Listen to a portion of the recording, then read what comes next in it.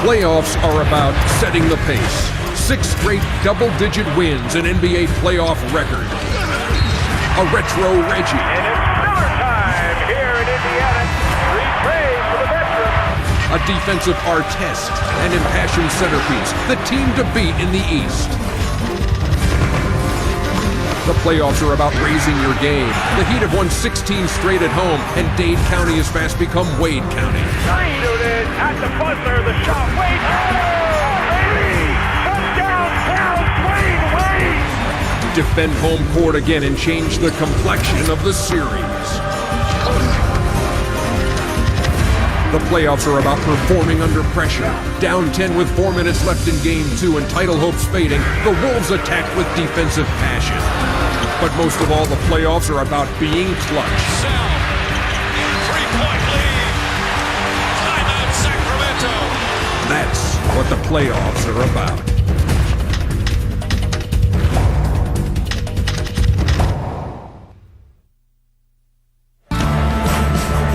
The NBA playoffs on TNT have come to South Florida and downtown Miami, the home of the Heat. It's been said home is where the heart is, and it's certainly been the case for the Heat, which has won 16 straight at home, including all 4 playoff appearances. It's with that success that gives Miami hope as they approach tonight's game. We welcome you to America Airlines Arena for tonight's Game 3 of an Eastern Conference semifinal matchup between Indiana and Miami. The Heat down 2 games to none. Hi, everybody, with Rex Chapman and the coach, John Thompson. I'm Gary Bender. How emotions can change so quickly. 5 days ago, Miami was euphoric after closing out the New Orleans Hornets in a Game 7. And now they're fighting to stay alive in the playoffs. It won't be easy. Nobody knows that better than Dwayne Wade, who's with Charles Davis. Thank you, Gary. Dwayne, you guys have a young team. An emotional team, should be another sellout crowd here. I'm guessing that plays to your team's advantage tonight. I think it do. That's a place that we love to play, a place that we feel very comfortable playing, and a place that we just go out and play. Besides on the road, we hold back. So I think tonight's going to be a very exciting game for us. You're a guy who's had an impact on the series, and your team now has to have this game. What are the keys to victory tonight for your ball club? We got to get out and use, our youth. We got to get out and run. We got to get the ball off the glass and just get out and run and just move the ball. Everyone on the team needs to touch the ball. We need to have, up the board. We need everybody to, to be the same statistically. We don't need one guy here and another one there. We need everybody to really touch the ball and just, play team basketball. All right, Dwayne, good luck to you tonight. Gary, back to you. Thank you, Charles. Well, Coach Thompson, how does Miami get back into the series? Well, it's very simple, Gary. Most young teams have a tendency to define themselves by their offense and the offensive alone. As a result of that, that tends to get Miami in trouble. When they define themselves that way, they become very impatient, as you can see right here.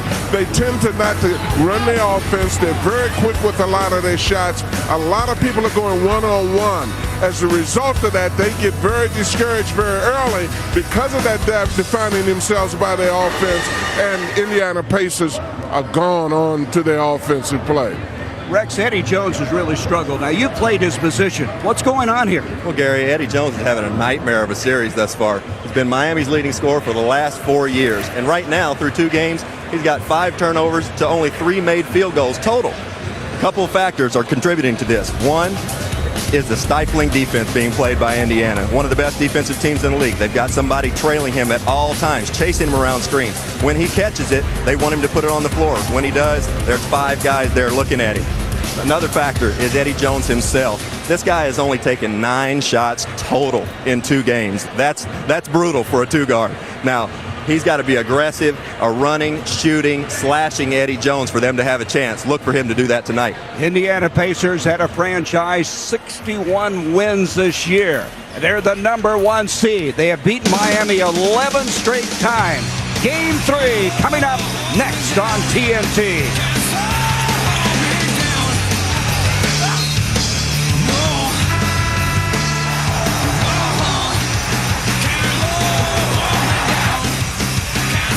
TNT. It's Game 4 between Detroit and New Jersey. The Nets back in that series, down 2-1.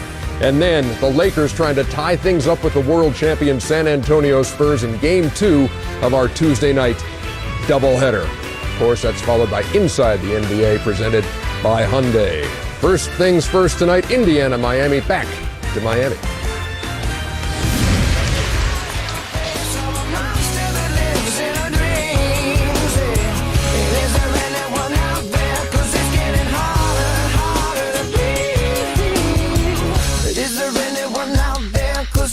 Harder and harder to breathe.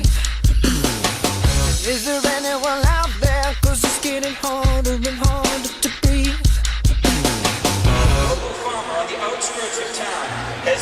Welcome back to Miami, and the Heat are glad to be home. They have won 16 straight games, including all 4 playoff appearances. Let's go now to our McDonald's starting lineups. Reggie Miller hit a big 3 in the last game before the end of the first half. Tinsley has orchestrated the offense well. Jermaine O'Neal really hasn't gotten started offensively, but Ron Artest has had a 20 and 25-point game in the series thus far. Eddie Jones, we've talked about how he needs to get going. Dwayne Wade, the rookie sensation. Lamar Odom has at times been very, very good.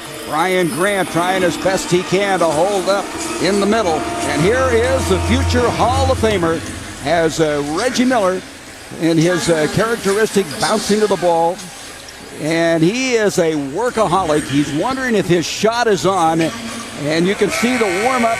Have you seen anybody that came out any earlier? He was out here 2 hours before the start of the game tonight. Well, we walked in at 5:30 this afternoon. He'd already worked up a lather, sweating, and vintage Reggie Miller. I've seen Reggie run out there and grab that ball many times before he put about 30 or 35 in my eyes. Well, the only thing about Reggie is when Reggie's shot is not on, he thinks there's something wrong with the rim. That ain't anything wrong with Reggie. Well, he was playing in the last game.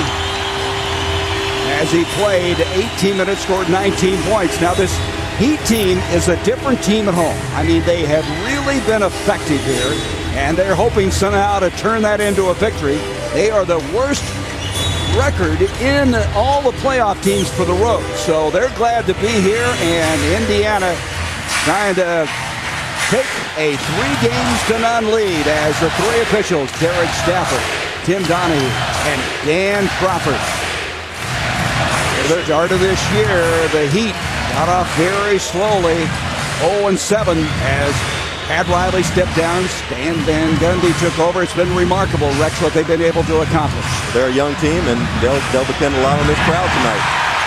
And here's a guy that has just been unbelievable at times. The first-round pick out of Marquette, Dwayne Wade, and he'll bring it off to Jones. It'll be interesting to see how he gets started in the game. Lamar Odom will duck inside. Out to Caron Butler, had a bad shooting game the last time out on Jeff Foster, who's playing with a hip that was of some concern at the start of the night. Comes down to the rebound. Well, the key to the Heat is they definitely have to be patient when they don't have good one-on-one situations. Here is Reggie. Reggie dumps it back outside to Ron Artest, the defensive player of the year, but his offensive game has been something. Jermaine O'Neal tries to lean inside, and there's those hustle rebounds that Jeff Foster will come up with. That's why he's in there. He knows his role, and he does a great job for this team. Batted outside and reloading Jermaine O'Neal, and Brian Grant has been playing with a bad back, comes down to the rebound. Wade, an outstanding 101 performance. Eddie Jones trying to take Miller inside and overshoots it. Artest comes down to the rebound. Well, you can see right now the difference in Indiana. 2 or 3 guys touch the ball, 4 guys sometimes. But most of the time with the Heat, the first guy that gets it will end up trying to create. And O'Neal inside. O'Neal has not been scoring at the pace they thought he would, but you know he can explode in a hurry. He's not shot the ball very well in this series, but he really hasn't had to. They haven't been in a tight game where they can feed him in the post time and time again in a late game situation. He's a big-time player, and he'll do it for him in crunch time. Here's Grant inside. He can't get it. Artest brings it down. Artest so strong. Up to Jamal Tinsley. Tinsley had a brilliant shooting game 2 games ago, and then came back and orchestrated the offense with 9 assists, and that's going to be a foul on Jeff Foster. Well, looking at this is a good pass situation for Grant, sort of a little cutback door. He can't convert it right there. Now at the opposite end, you look at the passes being thrown. They're going into O'Neal. O'Neal needs to get his confidence, and that'll help him. Wade picked up by Tinsley. Tinsley wasn't the starter at the point guard at the start of the year, but worked his way back into the starting lineup. Artest comes up with it. See, that's the impatience I was talking about. If they do that 2 or 3 unsuccessful times, the Heat will not do it again, and they'll start going one-on-one. Nice steal by Lamar Odom. Excellent heads-up play. Odom is a killer in the open floor. He goes in. That'll be an offensive foul. Foster taking the charge. See, and there goes impatience again. That's what I'm talking about. You can't put yourself in this situation. You got to be patient. See, Dwayne Wade is going through. He drops it over the drain. He'll probably get frustrated because it was not caught. The next possession, you get the ball, you come down the court with the ball, and they go one-on-one. They've got to let the offense come to them when they don't have it. And I think Stan Van Gundy's probably saying that very thing as they take a 20-second timeout here at the 9:50 mark.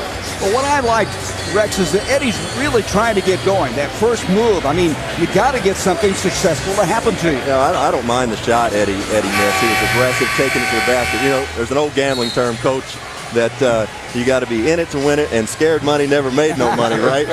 Well, I'm not saying Eddie's scared, not by any stretch, but he has been tentative in this series, and he's got to get it going. And I don't mind the missed shot early. He just got to stay aggressive. I'll tell you, the Pacers are awfully good. They were 27-14 on the road. They were tied with Minnesota for the best road record. It was a franchise record. And Rick Carlisle, who this year took a team to the playoffs, and again, he and Pat Riley, the only coaches to win division titles in their first 3 seasons, the 6th NBA coach in history to win at least 50 games in each of his first 3 years. You're talking about being in it to win it. Jermaine O'Neal has been having trouble. Guess who's taken the first 4 shots by the Indiana Pacers? Jermaine O'Neal has taken all of it, and so he's in it. And we got a foul as inside some movement. Now Reggie Miller is going to be called for the blocking foul. He thought initially it was on Brian Grant. Now Reggie is, without a doubt, now that John Stockton is no longer playing, Reggie is the best blocker in the game. He flops on offense, he flops on defense. And as you see here, he's coming across, boom. Now, he's drawing attention to himself, but he got called for the offensive foul that time. A lot of pushing and shoving inside between Odom and Foster. Wade brings it outside, trying to get some floor spacing. That is one of the things Van Gundy talked about, and that's going to be an offensive foul on Brian Grant. See, they were trying to be a little bit more patient. Obviously, Stan told them to take their time. But see, they get discouraged off of this. You see this. I mean, he's moving. Grant did a little push, and he stepped out and pushed him a little bit on it. But they can't get impatient once they try to do it. That's a bad call. Tim Donahue just caught Reggie flailing at the end of the call, and he gives it up on one end and gets it back on the other. There's Jermaine O'Neal, third in the All-Star, I should say, MVP balloting this year. He misses a shot. Foster with another rebound. He was second in the league in rebounds per 48 minutes played in the game.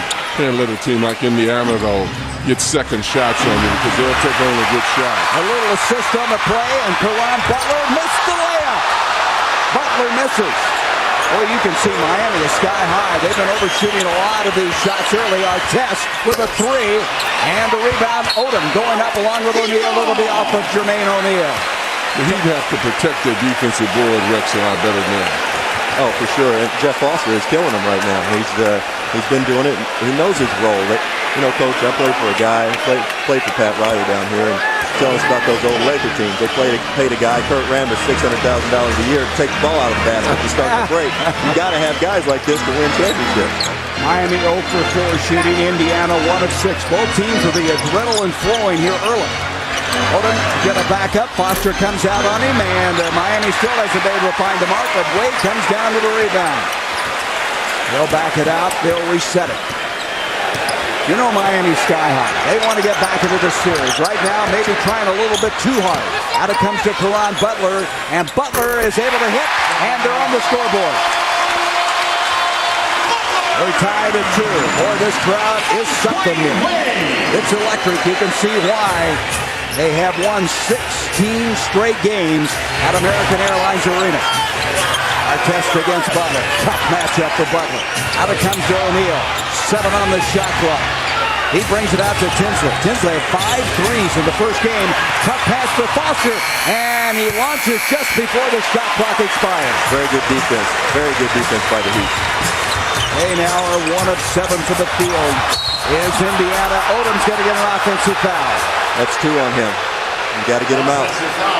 you're going against a set defense. You know, he has the ability to go one-on-one, as is the case with everybody. But the Indiana Pacers are too good defensively. In this possession, you can see the defense of the Miami Heat. They're really helping out. They're really reaching in a lot. That caused the Indiana Pacers to spin the clock.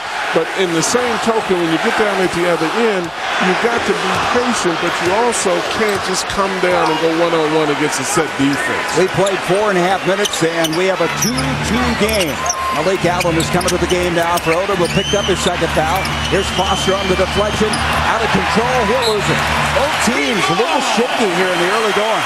Yeah, without a doubt. And Coach, to elaborate on what you were just saying, Lamar Odom's got to be smarter in that situation.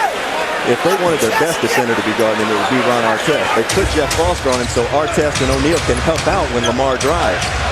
Wade, who had 3 20-point games in the first round, brings it out to Jones. Malik Allen, who had 8 points in the last game, a good outside shooter, has it deflected out. Miami will have it with 12 to shoot. Both of these teams are pretty active defensively in terms of giving support, but what the Heat players have to realize is if you beat your man, there's a second layer of defense there that's going to create a problem for you. Wade gets a screen, goes in, change the shot. Acrobatic attempt. Out it comes to Tinsley. Jamal Tinsley, who played at Iowa State, goes in, misses a shot, and look at Foster. He doesn't have a bad hip at all. Woo-wee. He's fulfilling his role. They let Jermaine O'Neal get away with one down at the other end. They're not going to give the rookie that call. They're going to have to at some point. That's a strong move. Boy, I guess so. And then we've got a foul inside. And it's going to be on Caron Butler setting the screen on Ron Artest. That'll be his first foul. So Miami picking up a lot of fouls early. Well, we know one thing that Miami can't afford to do is get in foul trouble. They only go about 7 deep, where theoretically Indiana can use all 12 guys they've got. Now, they may have the deepest bench in the NBA. They have 10 guys who have played over 17 minutes a game. Artest picked up by Butler. This guy's so strong. Backing down, the defensive player of the year who's elevated his offensive game. Grant rips it down. Here's Dwayne Wade, who's had some spectacular moments in the playoffs, a foul away, and we're tied at 4. I tell you, Dwayne Wade is going to be a special player. He sure is. He's going to get better and better. The more he works on his perimeter jump shot, I don't know that anybody can stop him. Reggie Miller in his 122nd playoff game, and there's Tinsley. How about this Tinsley? A guy who had a suspect shot at the start of the year, had 5 threes the other night, and hits one here tonight. Well, he goes 6 for 7 in game 1. Only takes 1 shot in game 2, missed it, but he had a great floor game and 9 assists, and he comes out and makes his first jumper tonight. He has really given this Indiana team what they needed. He's structured his game around what they needed in the first couple as it comes out now to Butler. Butler was 6 on the shot clock. Baseline, Eddie Jones, and that could get him going. Well, I like it. I like that he's not hesitating at all, Coach. He's really working himself. He's running Reggie around screens. He's not hesitating. A shooter has to shoot to get on. I think you told me that, didn't you? Yes. You've been around Rex too long, John. I can tell that right now. You might have coached differently if you've been around Rex. Here's O'Neal from the baseline, and you know at any moment O'Neal could really explode in a game like this. Well, the luxury he has is that he doesn't have to explode because he's got a lot of help, and he can let the offense come to him, and obviously he has that ability and that confidence. Indiana with a 9-6 lead. Wade brings it out to Eddie Jones, who has only 13 points thus far in the series. 3 of 9 shooting before he hit one a moment ago, and Grant muscles his way inside. Brian Grant is really active tonight. He's out there throwing his body around. I wouldn't be surprised to see him get a careless foul here before long, but his body looks better. His back looks better tonight than it did in games 1 and 2. And if Grant is able to get that kind of shot, if you look at this versus Wade, Wade is going through, he's getting the shot with his little fall away. Now you get Eddie Jones in a situation where he penetrates, they give a little opening shot for him, he hits the open shot. Now Grant, this is very significant because he causes people to collapse. He's inside tight. If he makes that, Jones will hit more shots. Reggie Miller, I don't know how he gets to be an X factor. He's been a superstar all his life. When it's an awful big luxury to be able to depend on this guy, count on this guy, and without him, you probably don't win game 2 the way he came out playing. the guy is just special. I mean, he's a big game player, and I love the way he's accepted his role. That's a luxury that everybody would love to have. That experience, that ability, and that understanding of his role at this point of his career. Yeah, he's 38 years old. He'll be 39 in August. There's Warren Sapp, now an Oakland Raider. And a guy who can be pretty disruptive, I would say, on that defensive line. He can set a few screens out there for Rex to get that jump shot. It doesn't look like Warren's missed too many meals this offseason. You go tell him that. I'm not going to. Red Jones is coming to the game now for Indiana, as has Al Harrington. They are so deep, and they just continue to march on when they bring people off the bench. 9-8, Indiana, as we come back. Artest from outside, and Ron Artest, who's averaging over 21 points in this series. Well, that's what you got to love about Ron Artest's game. He came into this league as a defender, nothing but a defender, and he has worked and worked and worked on his offensive game to where he's now very, very serviceable. We come to the 4-minute mark here of the first quarter. Brian Grant steps outside. Jones, who has played awfully well. In fact, his first-round play encouraged Rick Carlisle to play more here in the second round. Here's Harrington with the 2. Harrington not able to get. Look at Jones get up. The slam dunk champ went high into the air, and it ends up in Miami's possession. Wayne Wade, he is fun to watch. I mean, he can handle it. And a guy who was not a point guard until this year in the NBA. Caron Butler had a bad shooting game the last time. He wants to get going. Malik Allen inside playing for Lamar Odom, who has 2 quick fouls. Off it comes to Tinsley. Jamal Tinsley, a guy who at the start of the year was not playing much. Didn't become a starter. December 30th, he feeds our test. And that's the thing that Tinsley is doing so well. He's known for being a guy that's very creative, very colorful, but now he's conformed his game to a basic game to fit with this team. You've got to respect him for that.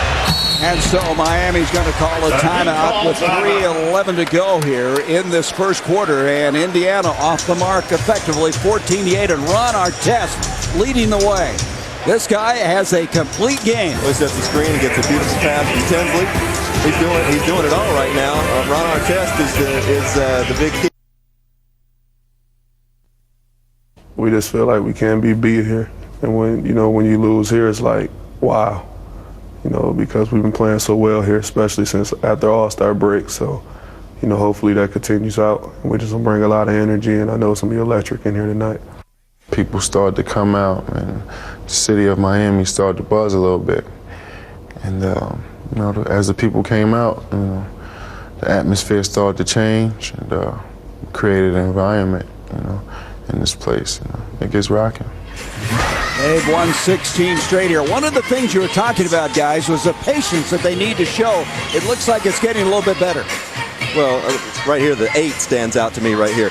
The Heat are really moving the ball around, and they're waiting till later in the shot clock, between 10 and 4 seconds to shoot right now. But I don't know about you, Coach. They are being more patient. I don't know if they can win that kind of game with Miami. Well, and I don't know if they can consistently stick with that. Tell you what, Dwayne Wade continues to play like that. They've got a shot at it. He has cut it to 4. Wade now with 4 points in the game. Tinsley trying to get the ball out of his hands. They bring it off to Jones. Artest looking inside. What a year he has had. He is so strong. Jermaine O'Neal kicks it out to Tinsley with 6 on the shot clock. Tinsley to O'Neal. What a nice feed that time. Jamal Tinsley he's refined his game, Coach. He's not all flash. He's substance now. He's getting into the paint. Not a lot of wasted motion and getting the job done. And that's a sign of intelligence with a team like that, because most players want a coach to let them play the way they want to play. Tinsley has adjusted to the play of the team.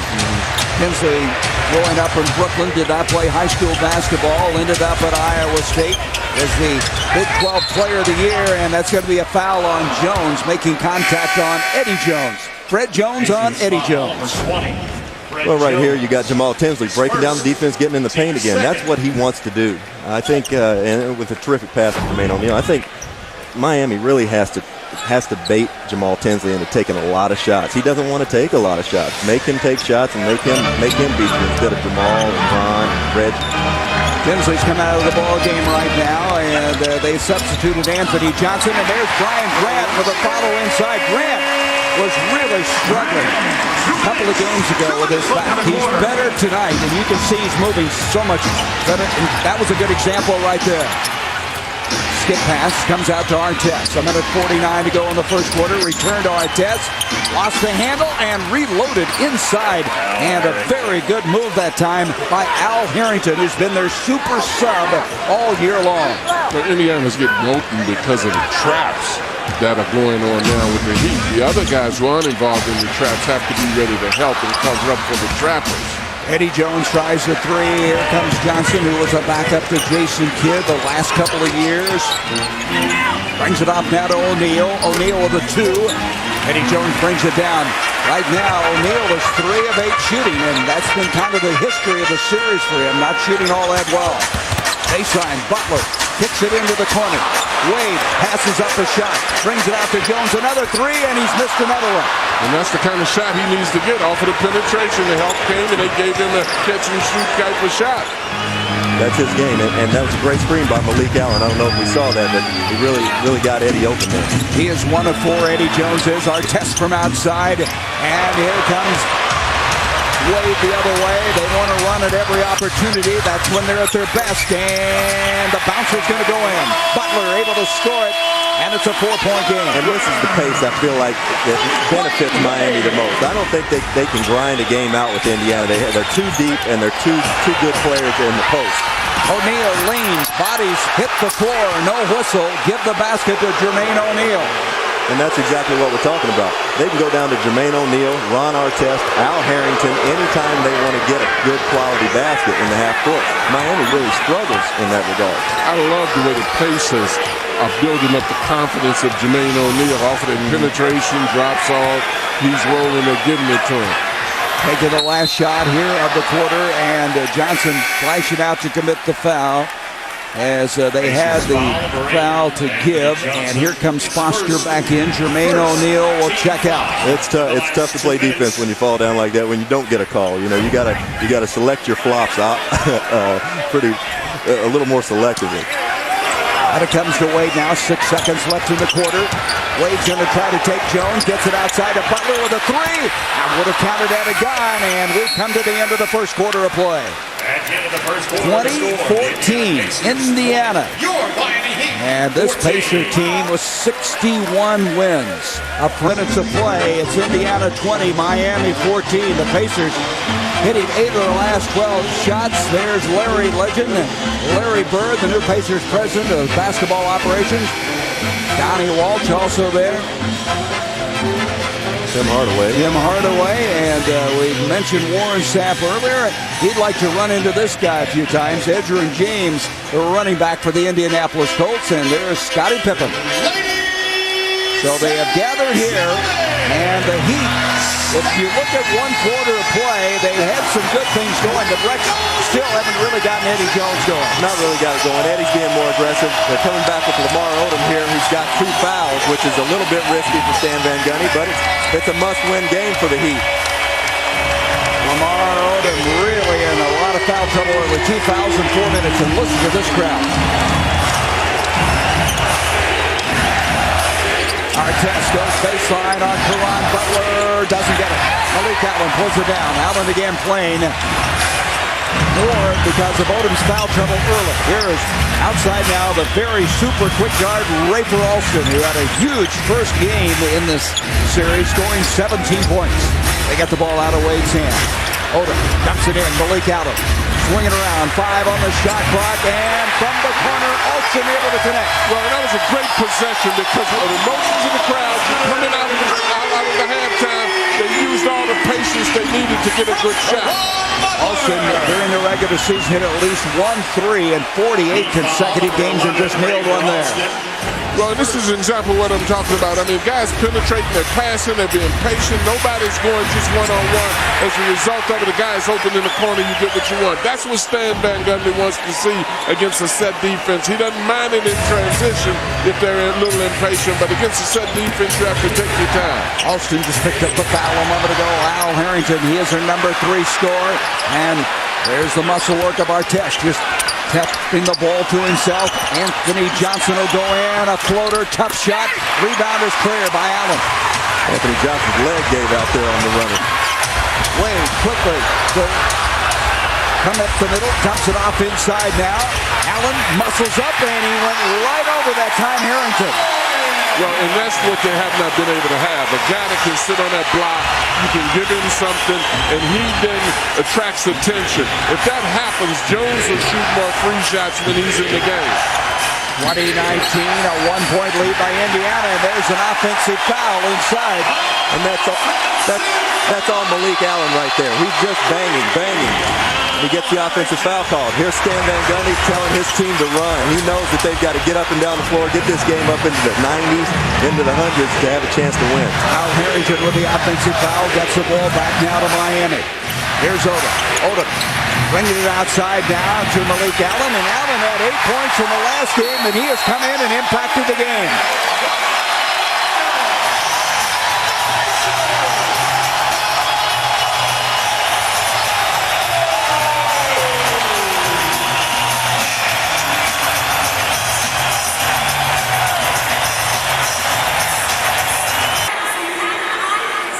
Welcome back to Miami. Charles Davis here. The Heat up 1 here in Game 4 of the playoffs.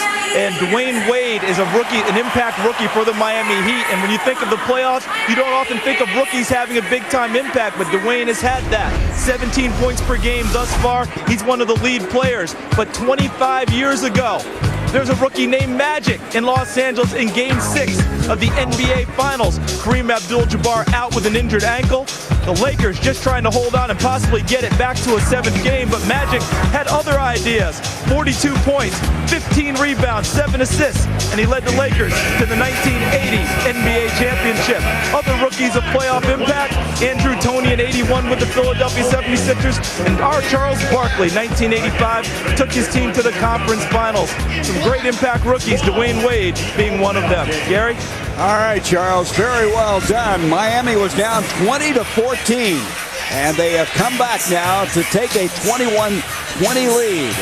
And we got a couple of our TNT guys well represented in that graphic with Magic and Chuck. Sir Charles. As we come back now, Johnson into the backcourt, picked up by Alston, dumps it into Harrington. Harrington has took 5 offensive charges in the last game, goes in, reverses. Butler comes down to the rebound. Here they come. Alston the other way.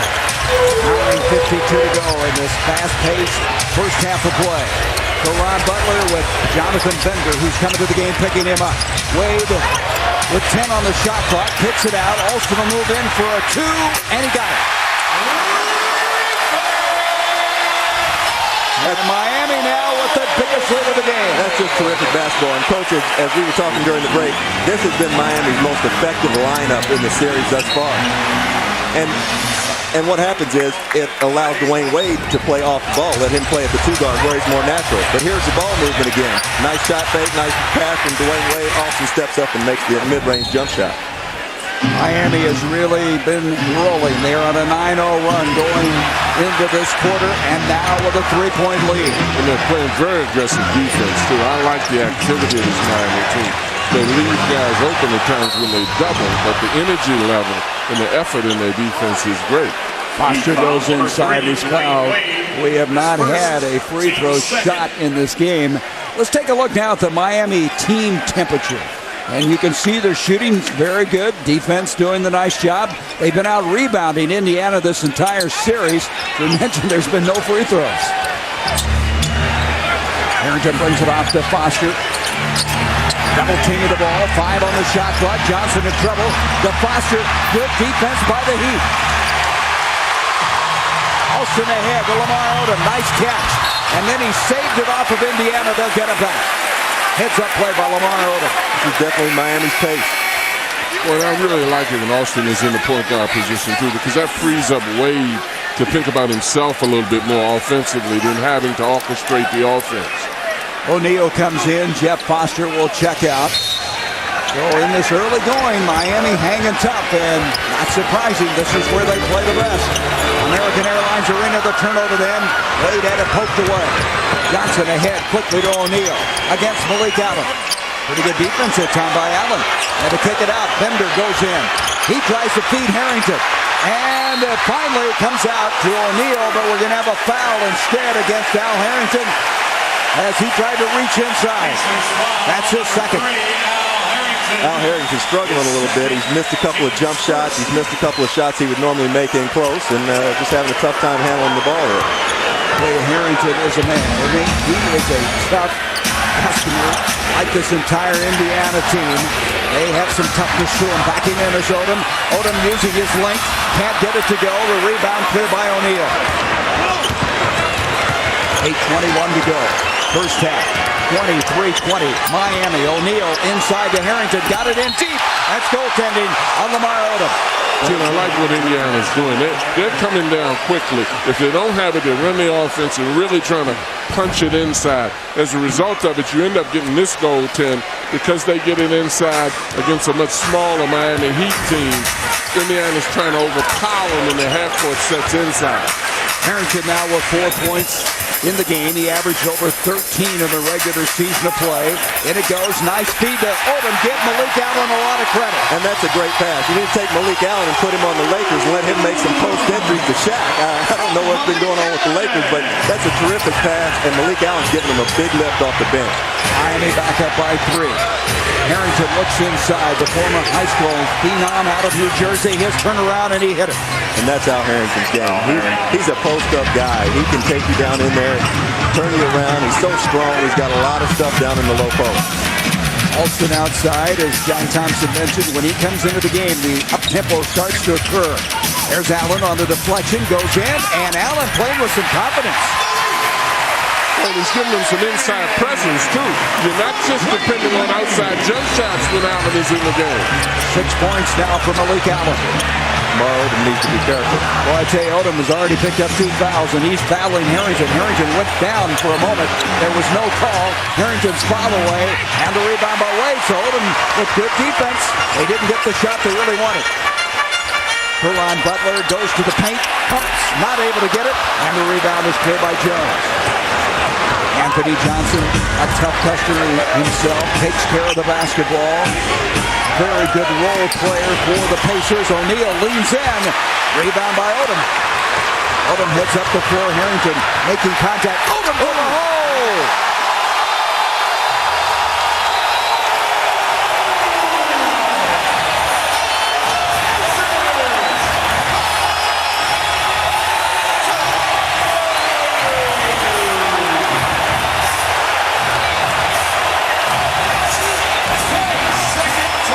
This place is going crazy. Lamar Odom with an exclamation point in this game. That's just ridiculous. You got to realize that's the tallest guy on the Heat's team. Got a rebound, took it the length of the floor, penetrated the defense, and made a basket.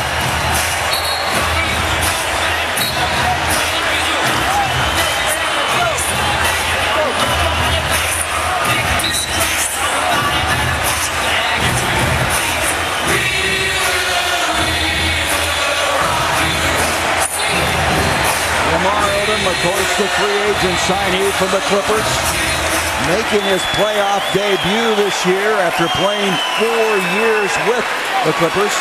And a guy who's in the best physical condition of his entire career, and he showed you something there.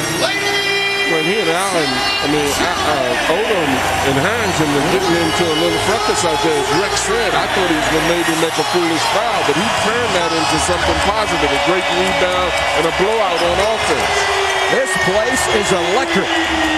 Harrington brings it off to Fred Jones. Artest now inside to Harrington. He bodies up against Odom and was able to make it to go.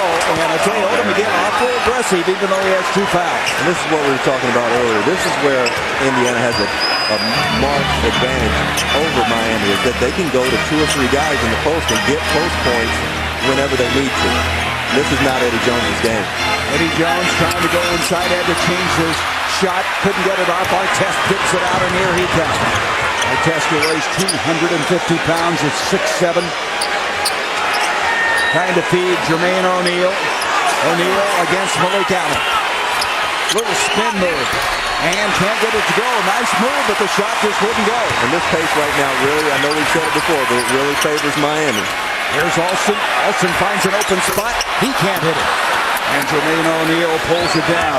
Jermaine averaging 20 points and 10 rebounds in the regular season. I'm still excited about Lamar Odom's dunk. Kenny and Charles and Ernie, you guys need to take note. Now that's a dunk of the night. Artest looking inside. 9 on the shot clock. Harrington with Odom on him. 3 on the shot clock. Odom trying to draw the foul. Harrington can't get it. He was off balance after Odom hit the deck. Ron Butler will hand off now to Alston. Alston, a playground legend of the New York City area. Butler gets it off to Malik Allen. Allen inside, and he shot it over the defender. I'm telling you, Allen is making a tremendous difference in this game for the Heat because he's getting some inside baskets that will cause the Indiana team to have to collapse back which will open up the jump shooter. Allen was a starter last year for the Heat. Started 73 games in his 3rd year out of Villanova. Here's Artest getting it in low, then brings it out to Anthony Johnson, a 3, and Anthony Johnson connects. And you can see the game playing in the Indiana Pacers. They're trying as every first option to attack the basket, exploit the lack of size on the Heat. Then as a second option, they come out and look for the jump shot. Miami up 31-29. Eddie Jones picked up by Fred Jones. They get a double team here. He gets it to Odom. Good ball movement, wide open. Alston a 3, and Harrington rips it down for the Pacers. Had a good look. Jones now waits for Jermaine O'Neal to get into the offensive picture. Still no free throw attempts in this fast-paced first half of play. Artest backing in on Caron Butler. Gets him in low. This is where he's so hard to stop. Gets it to Jones. A 3 by Fred Jones. Missed everything. Almost missed the floor on that one. He moved the goal. So Stan Van Gundy's got to be happy with the results early. His team up 31-29. You can see very balanced scoring, but the guy that has really impacted the game is Malik. I don't want to talk about it! In a New York minute. Game 2 of our doubleheader is going to be something special to follow this one. And I don't know about you guys, but Sam Cassell was unbelievable down the stretch. 8 points in the last 3 minutes of that game. Well, Sam Cassell and Bibby have been, super in the first 2 games. Garnett and Weber, as you see here, are just phenomenal players. But Chris Webber's not right. His body is not right, and I've got to be thinking that Kevin Garnett is looking at the film after these first 2 games, and he's just going to take it right at Chris. Chris is having a very tough time moving, and the chemistry is kind of funky with that team right now, I think. What you have to remember, Minnesota won twice in the regular season in Arco Arena. That's not easy to do. One thing we need to be aware of here is this is where Miami's kind of given it up in the last 2 games. They've had a chance to go in close at halftime in each of the last 2 games and have not been able to do so. Here's Odom. He is double teamed, digs it out, and we're going to have a foul. O'Neal got a piece of him as he was falling to the floor. In this quarter, Miami has outscored Indiana 17-9. And they've tried to put some emphasis on getting some inside baskets. Usually because of their impatience, they come down and just fling up a lot of very ill-advised outside shots. But now they're trying to attack the inside and then use a little bit more patience. Hey, guys, we got a free throw. I thought maybe they had altered the rules here tonight as Odom, with the first free throw attempt of the entire game, makes it 32-29. Odom this year shooting 74% of the regular season. One free throw. I looked out there and mouthed to Danny Crawford, what, no free throws tonight? I asked him if he got a flight to make later on. Odom got 1 of 2. 3:07 left to go in this first half, and Miami hanging tough. They can ill afford to go down 3 games tonight. Tinsley back into the game at the point guard spot. Indiana has finished halves out very well so far in this series, and you've got to be aware Reggie Miller's back in the game. Well, remember the shot he hit at the buzzer at the end of the first half of the last game, and Tinsley hit that as the shot clock was expiring at 3, and Tinsley, who was 5 of 6 behind the stripe in the first game of this series. I kind of love the way Tinsley, what he has done to adjust his game to the way this team plays is just miraculous. He was overweight. He had a mother pass away. He was a guy who got down on himself for a while, fought back, and he's become the point guard. And Odom steps back and strokes it and hits it. You know, Coach, you got to love the poise of Lamar Odom to come in and be able to play as aggressively as he's played with 2 fouls this entire quarter. 7 points for Odom. Here's O'Neal. Gets it out to Artest. Approaching 2 minutes to go in the first half. Artest baseline deflected. Here comes Dwayne Wade. Reggie Miller is back. Wade's going to challenge him. Didn't get it to go. Artest brings it down. Boy, Artest got back in a hurry, didn't he? Inside to Foster, and he's going to be fouled. I'll tell you, the defensive player of the year, Artest, rolling back in a hurry to come up with that missed shot. I like the fact that Reggie at 38, he's just guessing right now. He's just guessing and trying to get in the way. Unfortunately, it worked for him. So you got to be careful of if you're Wade. Reggie will flop at the top of the hat. Atlanta's Studio A coming up on the Verizon Wireless Halftime Report. Magic Johnson joins Charles and Kenny as they put their spin on the first half of the Pacers and Heat. And we'll get the latest from Eagle, Colorado on Kobe Bryant's day in court. That'll be on the Verizon Wireless Halftime Report, and we hope to show you the rest of the first half, but we are being told right now that we are having some technical difficulties in Miami where the Heat have a 34-32 lead over the Pacers. We'll take a break. Be right back at you. Welcome back to American Airlines Arena. We had some technical difficulties. We lost power. We are back up full steam now. As outside is Tinsley. He will pump and hit a 2, and it's now a 2-point lead for the Miami Heat. Well, I hate that I've been beaten up on Eddie Jones for the better part of the first half, and he comes back, and unfortunately we missed him making a big 3 to get this possession started. Maybe that's what he needed. Take some of the glare off of his game and let him hit the 3. Maybe that'll get him started. Here he comes now off of the screen to Caron Butler. Butler dumps it baseline. Malik Allen. What a story he is tonight. Well, you can give him credit for really keeping him in this game at this point. He and Austin also, when they came in, the pace of the game became more like it should be at the half court at least. He is 5 of 6 from the field. 10 points to the ball game. Jermaine O'Neal backing it against Brian Grant. 2 big giants going after each other, and here comes Eddie Jones the other way. We talked about Eddie Jones needs to get it started. Maybe the 3 will do just that. Caron Butler from the corner. That ball was partially tipped by Artest. Caron Butler had a better shot the first time. He dribbled himself into a tougher, more challenged shot. I tell you, Stan Van Gundy jumped up and told him to get back. He's back there talking to the official. Yeah. Stan realized the importance of Indiana not really coming out with a positive note at the end of this half. There's Artest using his strength inside. Can't get it. Wade will launch as we come to the end of this first half, and that would have counted, I think. That was a long launch by Wade as we come to the end of a remarkable first half. Well, the Heat have to be satisfied with finishing the half, not letting Indiana go in with a lead, but Miami continuing to play throughout the half. Coming up on the Verizon Wireless Halftime Report, Ernie Johnson along with Kenny Smith, Charles Barkley, and Magic Johnson. They'll analyze this first half of a preview of the second half of our doubleheader, the Timberwolves and Kings. Score at halftime. Miami with a 39-35 lead. Let's go to Charles Davis. Thanks, Gary. Malik Allen, great first half for you in the Heat. I know you talked about having the emotion of the crowd and having the energy to get things started. What other things did you guys talk about to go into this ball game? Well, I mean, for one, we had, they're very big, so we had to try and get the bigs moving a little bit, out on the court, because if you let them stay in, they're an incredible defensive team. So we tried to get the ball moving, play with incredible energy, and I just try to get the crowd involved as much as possible. Come on, just play hard, man. Play hard. Jermaine O'Neal in the first half, again, his shooting woes continue. You guys continue to seem to be pushing him farther and farther out on the court. Is that the game plan? How do you continue that? We're just trying to keep a body on him. He's an incredible player, man. And like I said, we're just trying to keep a body on him, keep him away from the basket as much as possible, and try to take him out of his comfort level. But you just got to play with a lot of respect, and just try to keep a body on him, keep him away from the basket as much as possible, man. All right, Malik, thanks a lot. Good luck in the second half. Garrett? All right, Charles. Let's send it now to our Atlanta studio, and here's EJ, Ernie Johnson. All right, thank you, Gary Bender. Here we are in Studio A, the Verizon Wireless Halftime Report. Hall of Famer Magic Johnson, Kenny the Jet Smith, Charles Barkley. You got it right, finally. Hey, every now and then I do. And it's a 39-35 Miami lead. They have not lost a game at home since March the 2nd, and 16 straight wins, and they're up by 4 here.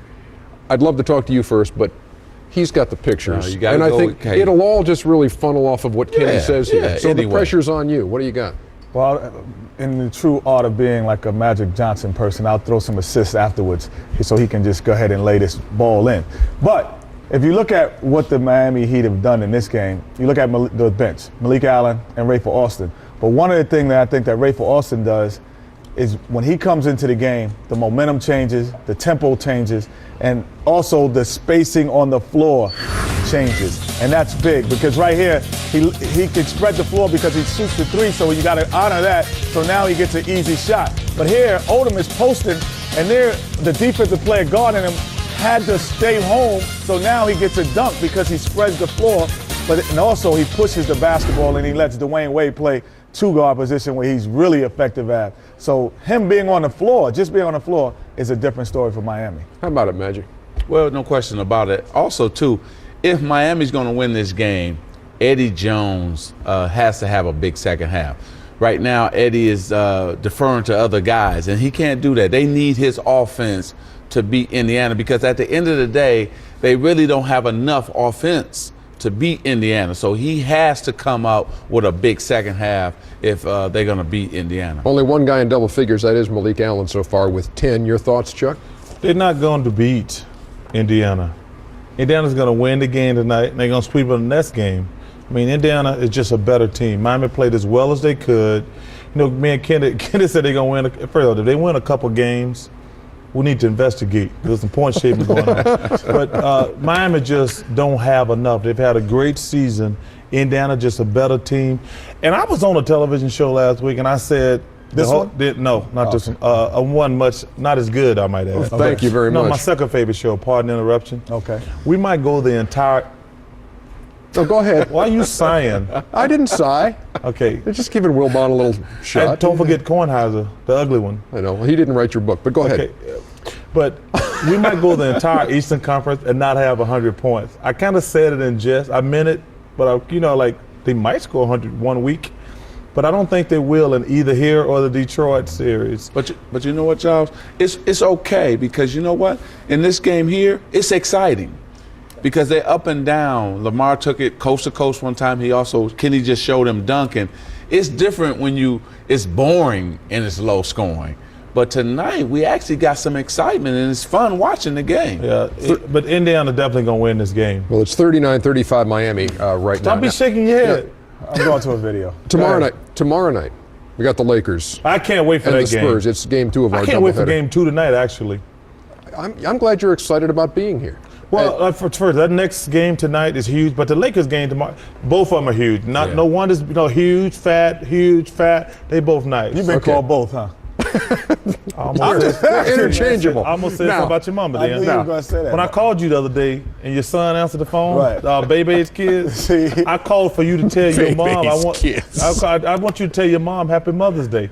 But your little kid didn't even tell you. No, now it's too late for me to tell your mom. He told me the day that you called. He said Charles Brockton. 2 days late, just like his daddy. 2 days late. Meantime, you've been talking about what the Lakers had to do to Tony Parker of San Antonio, and you're talking about putting a body on him, laying the wood to him, that kind of thing.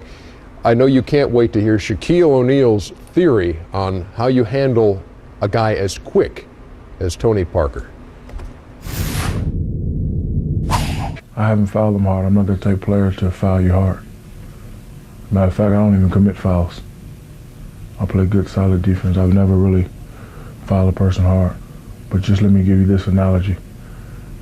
If you're in a Corvette going 1,000,000 miles an hour and you hit a brick wall, when you land, it's going to look like the wall hit you hard, but you hit the wall hard. So think about it. So, when guys running to me and fall on the ground, it's not that I'm fouling them hard. It's that they're coming to 1,000,000 miles an hour. And when they hit that brick wall, bam, that's what happens. So I'm not the type that's going to, say I'm going to foul them hard. I'm just going to go play defense and try to block a shot. And he'll probably bump into me and bump off because I'm 350. He's 130, 140. That's physics. That's geometry. That's angles. That's math. Is that the classic? You know what? Big though? Aristotle. That's no, but honestly, that is. It's right. That's why it's so hard to referee Shaquille O'Neal, because the same thing in terms of when he has the ball offensively, the same move that Jermaine O'Neal we watch, he backs in and backs in. If Shaq does that because of his physical presence, you don't know if he's knocking the guy down or he's doing a regular offensive move. If he turns to the basket, the same exact thing. You can't tell. Physics. People are going to laugh at this, but that was right on it. He was right on it. Shaquille's a smart guy. You know, they used to laugh with Charles. Charles is a very smart guy. That is laughable. But it's true. I love Shaquille because he tells it the way it is. But tomorrow, it's going to be exciting.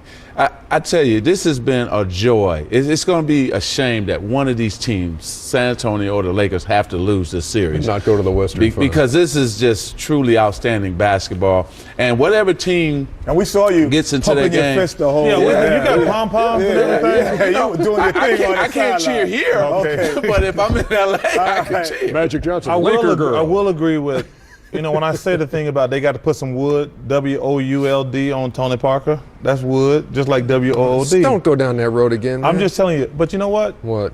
You got to do that. When you're playing against a great player, you're not trying to hurt, but it's important in every sport. When a great wide receiver comes across the middle in football, you try to maim him.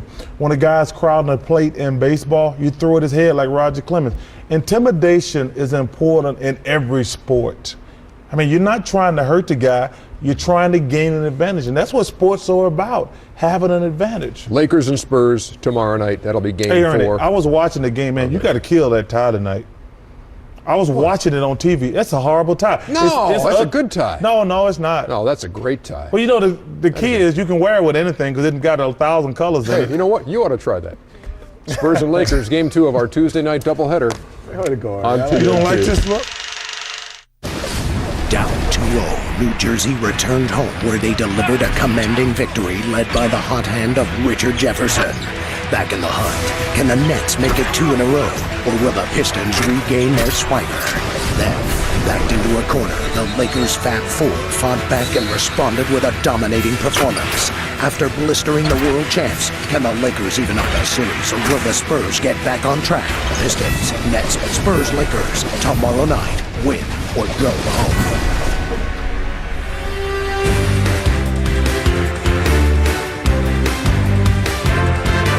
The Halftime Report is brought to you by Verizon Wireless, the official wireless. I was just wondering, when Shaq did that, what would that be like? A little subtle made LA. contact? That was like a little subtle Ali move. My hero. Subtle. That was my hero. You know my hero is Ali? Yeah. You don't have to move all over the place. Just a little subtle. Just a little subtle move. Look at that. Watch this here. Shake him up, Chuckster. Yeah, let's see your Shake him up, Chuckster. Okay, let's see the subtle move one more time. Come on, just a little The subtle move. Little subtle. Not all this. Shut your eyes and move your head like that. I Very didn't shut subtle. my eyes. Look at this. You did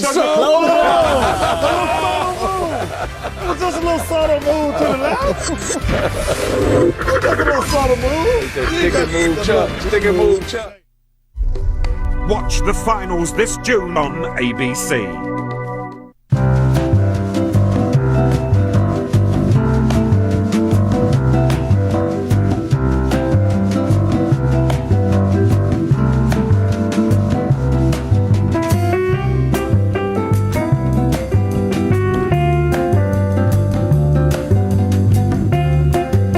Test the nation's largest, most reliable wireless network. Works fine. Good. We won't let anything stop us. Can you hear me now? Verizon Wireless. We never stop working for you.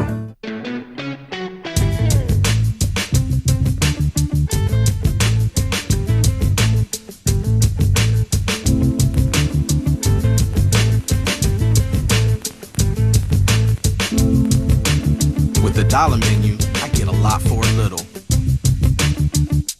And nobody's got a problem with that.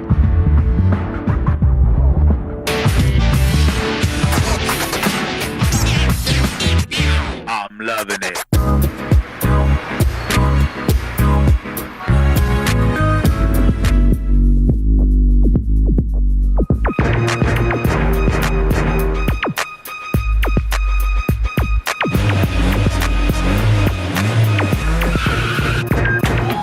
The newly designed 2005 Ford Focus ST with performance-tuned suspension, 100,000-mile powertrain coverage, and starting under $14,000, it's off the hook. Literally.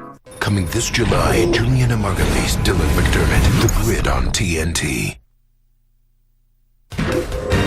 And welcome back to the Verizon Wireless Halftime Report. Tomorrow night on TNT, the Lakers will try to even things up with the Spurs in Game 4 in L.A. And for the second time in this postseason, the Lakers' Kobe Bryant will be making the trip from Eagle, Colorado to Staples Center.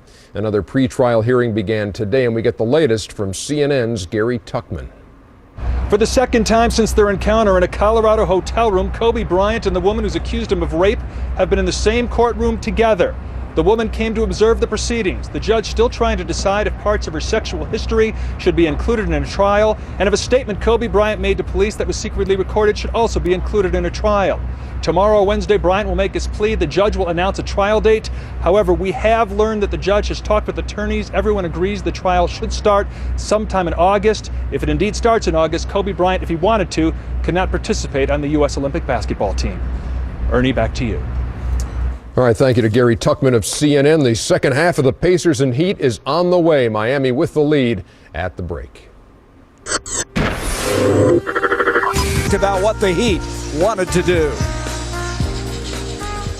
I think they have the size, little size advantage on us. So, we have to get the ball off the defensive rebounds and run, push it, make the game move a little bit faster. They want to slow it down, bang. Get the ball to Ron in the post and to Jermaine O'Neal in the post and slow it down and beat us up a little bit. So we got to be a little quicker on our feet. And so Odom got in foul trouble early, but then came back and impacted the game. He came back and played well, but this has been the big key. Malik Allen has really come in and given them a lift on the bench, off of the bench. He's a guy that you got to credit a lot, Coach. He started most of the games 2 years ago. He could have been pouting over there for this year. He's come in and didn't play a lot in the first series. He's come in and given them huge minutes in this series. Absolutely. He also, Allen and Austin, I think, were big keys in this because once they came in, the pace of the game changed. Miami Heat could still go fast, which they want to do, but if they didn't have it, I think Austin sort of slowed it down a little bit. Then Allen gave them an inside presence that they haven't had. All right, let's take a look at our four-game summary to give you an idea. As far as the shooting is concerned, Miami getting the better of that at 49%. We only had each team taking a total of 2 free throws in that first half. And Indiana has been out-rebounded in the first 2 games of the lead here tonight. And let's go over to another member of our team. Here's Charles Davis. Charles? Thanks, Gary. Had a chance to talk with Mike Brown, the assistant coach for the Indiana Pacers, and he gave me 2 keys for the second half. Number 1, they have to respect Malik Allen a little bit more. They know he can make the 19-foot jumper. They want to close out on him a little bit better in the second half. And second, he said they thought that they were a little bit too selfish with the basketball. Very uncharacteristic for the Indiana Pacers. They need to make the extra pass on the drive and kick. Gary? All right, Charles. On the other side, the flip side, what do you think Miami is saying? Well, I think that we were listening to Magic earlier in the halftime report, and he's in agreement with us that Eddie Jones has to have a big half. We've been saying it. So far, he's leading this series in triple couples, couple points, couple rebounds, couple assists. He's got to up his game. Right now, he's 2 for 5 and 5 points, but he's got to be more effective. Reggie Miller, on the other hand, has 0 shots. I don't know if I've ever seen Reggie go through a half with 0 shots. Have you ever gone through a half with so few free throws as well? As Reggie Miller now brings it out to Artest. Gonna dump it into O'Neal. O'Neal's been struggling to get into the shooting. 4 of 12 in this series, shooting 32%. And he just point-blank moved that in and was able to hit it. And that's what Indiana wants to do to get back in the game. They're going to push the ball inside, take advantage of height advantage. Miami has to do a lot more of what they did before, but they can't get caught up in their own music and start taking irresponsible shots. Here is Butler going inside. He kind of lost the handle. Brian Grant with a putback. Can't get it to go. He'll go up again. Stripped to the ball, and Miller saves it in for Indiana. That's a height disadvantage. Brian is coming. He's making good moves. He's chasing the ball on the offensive board, but he's trying to get between those trees. Reggie Miller, who had 19 points in 18 minutes in the last game, as Rex said earlier, unbelievable the stat line that he has. I don't know if he's had that half a play that many minutes and a half. Here's O'Neal again, and the rebound is cleared by Grant. Grant's been doing yeoman work inside. Wade took only 6 shots in the first half. And that's what he has to do. I mean, they have to get some kind of inside presence rather than rifling up just jump shots against their half-court offense. Here's Grant, standstill shooter. He hit it, and it's a 41-37 lead. Hensley, who in this series has hit 7 of 8 threes. He's got it outside, picked up by Wade. The difficult thing the Heat has in trapping is that Indiana has great spacing, and you have to go a long ways to get these guys. Well, you're exactly right, Coach. And even though Reggie Miller has not taken, it was a great point, even though he hasn't taken a shot, you've got to honor Reggie. That spreads the defense out. Artest misses the 3, but Odom does not, as he is able to hit the triple at the other end, the biggest lead of the game now for Miami. And Indiana will have a problem if Lamar Odom is making jump shots. Sniper's committing the foul. It's not just the biggest lead of the game, it's probably the biggest lead of the whole series. It is. Now they have really played from behind, and they know how important this one is. This is a must-win, and right now they have a 44-37 lead just underway in the second half. Miller off to O'Neal. Beautiful pass to Artest. He gathers himself. Little out of rhythm as he tried to take it inside, and that's going to be another foul on Butler. He's picked up 2 in a hurry. And we got Brian Grant, who is really working inside. I mean, he's got a tough cover. He's given up 3 or 4 inches there to Jermaine O'Neal, and in this possession, this is just too easy of a basket to start the half. Dan Van Gundy's got to be going nuts over that possession. Rex tonight, Brian Grant has 10 rebounds. That foul, by the way, on Butler was his 3rd after picking up too early in the second half. Artest backing in, and we're going to have a 3-second defensive technical call. Artest, you see how strong he is, the way he was backing down inside. Yeah, and this is why this series does not benefit Miami. The whole reason, this is not a good thing to get Reggie Miller his first free throw of the game, but what we're seeing here is Indiana is down. They're going to milk the clock, and they're going to continue to go to Artest and O'Neal on the post. They're going to give them a touch every time down the floor. And now Reggie is 18 of 18 in this series from the free throw line. And this year he did not shoot 90% from the free throw line. First time in 5 years he had not accomplished that. He finished at 89, but he shoots the technical, and it's 44-38 the Heat. Tinsley to Reggie. Gathers it with 7 on the shot clock. With 4 on the shot clock. Foster, baseline, out to Artest, hit him in the face. Shot clock expires, but here comes Miami the other way. Eddie Jones, inside blocked by Jermaine O'Neal. Grant has a block by Jeff Foster. Great support by Indiana players. Great support. Look at the scramble for the ball. Tinsley eventually able to come up with a dribble. Inside O'Neal. I don't know how he saw him. He was out here gathering himself, and he found Jermaine wide open. Well, spacing guard. The Indiana team is so spread on the floor, and the Heat are running to trap. As a result of it, somebody's going to be wide open. Rick Carlisle is a new father. His wife Donna having the baby the last 3 days, as Wade able to connect. Now, he has a total of 6 points. He could be huge as they go down to this stretch run. That's the difference. These are the type of baskets that Indiana's getting right there. That's a prime example. And on the other end, Dwayne Wade's having to make a tough contested 20-footer. But here's Eddie Jones. He's attacking. He's doing the things, trying to get himself involved. But there's the long arm of the law and Jermaine O'Neal. You come back, and you got Curly Neal out front, Jamal Tinsley, and what a pass. In the regular season, Jermaine O'Neal had 199 blocks. The free throw was not there. It's 46-42. Both of these teams are really using a lot of energy on defense. When a shot is getting open, it's not because of lack of effort. Brian Grant has it poked away. They'll have it with 10 to shoot. This is exactly what I'm talking about. I think Eddie Jones has to let that ball fly. He's throwing it back to a guy, Brian Grant, who doesn't want to shoot the ball with any kind of range. He's got to let those shots fly. Well, when you're struggling, that'll be evident. As he does not want to take it, does here, and the rebound is cleared by Jermaine O'Neal. O'Neal now with 5 rebounds and 12 points in the game. 8 minutes to go in the third. O'Neal looks into Artez. What a tough cover for Butler. Artez goes in, lost his footing. He stepped out of bounds. It'll be Miami ball.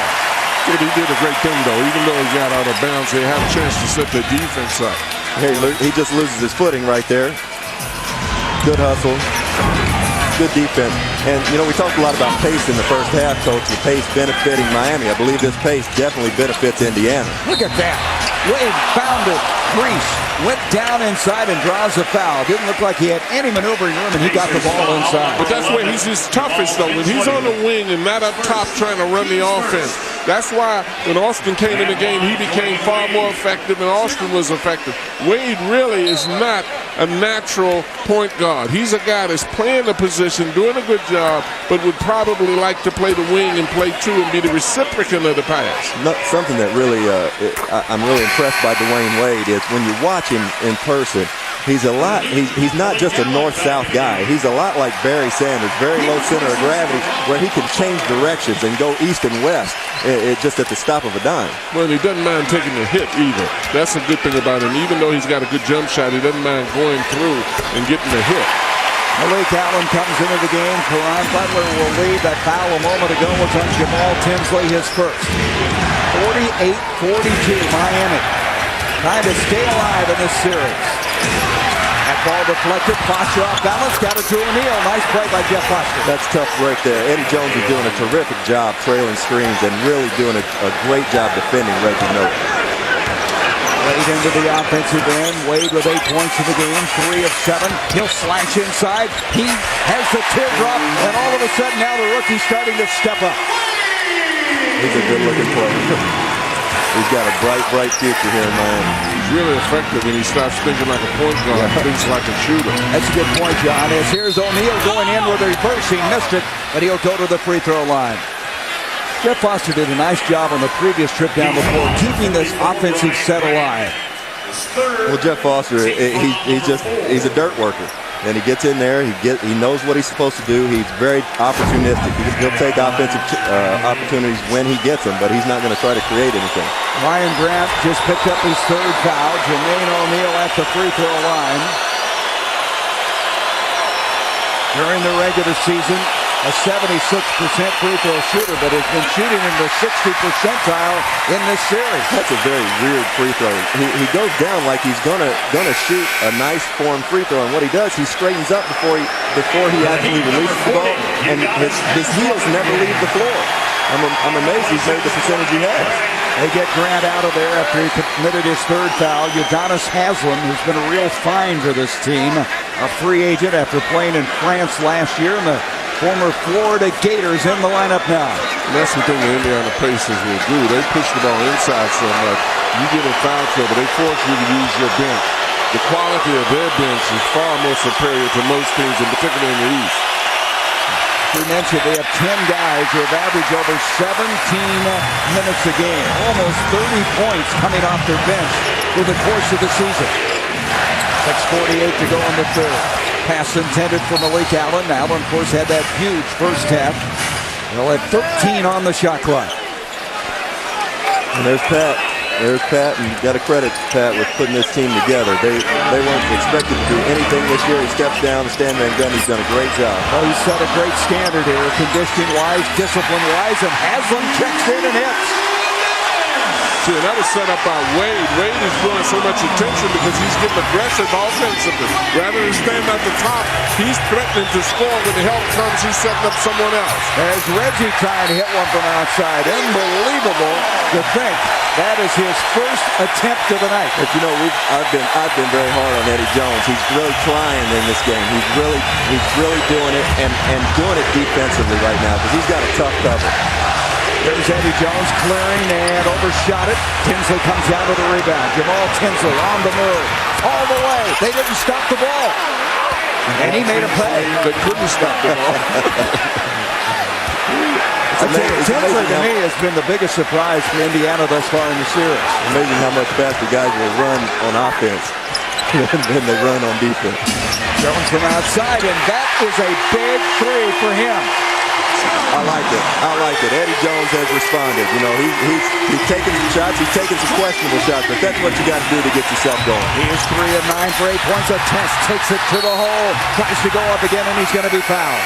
He is a warrior. I mean, Artest goes in, stays after it, and is fouled. He is a warrior, but Malik Allen caught that dunk. He got it. He wanted a jump ball. He's not going to get it. Here's Wade and his athleticism with the teardrop.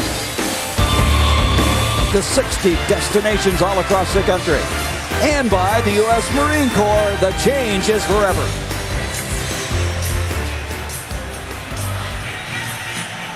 What about the house? It scares me even to this day. Rodlow, Salem's Lot. Don't miss 2 nights of suspense, only on TNT. Well, at the start of the game, Rex, you talked about Eddie Jones having to step up. Here's his numbers thus far. Well, Eddie's really putting forth the effort tonight. As you can see, he's had 22 touches here. He is a catch-and-shoot guy. He doesn't want to dribble. He's a very reluctant ball handler, but he's already got 9 shots in tonight's game through 2.5 quarters. That's the number of shots he took in the first 2 games total. One thing as an NBA 2 guard, you got to give yourself a chance every night, and that's something he didn't do in the first 2 games. As you would say, you should have no conscience. Isn't that what he's saying, John? Spoken like a true shooter, yeah, right? That's what I was thinking. Doesn't matter how many I make, it's how many of them I get. That's right. Three most important letters, FGAs.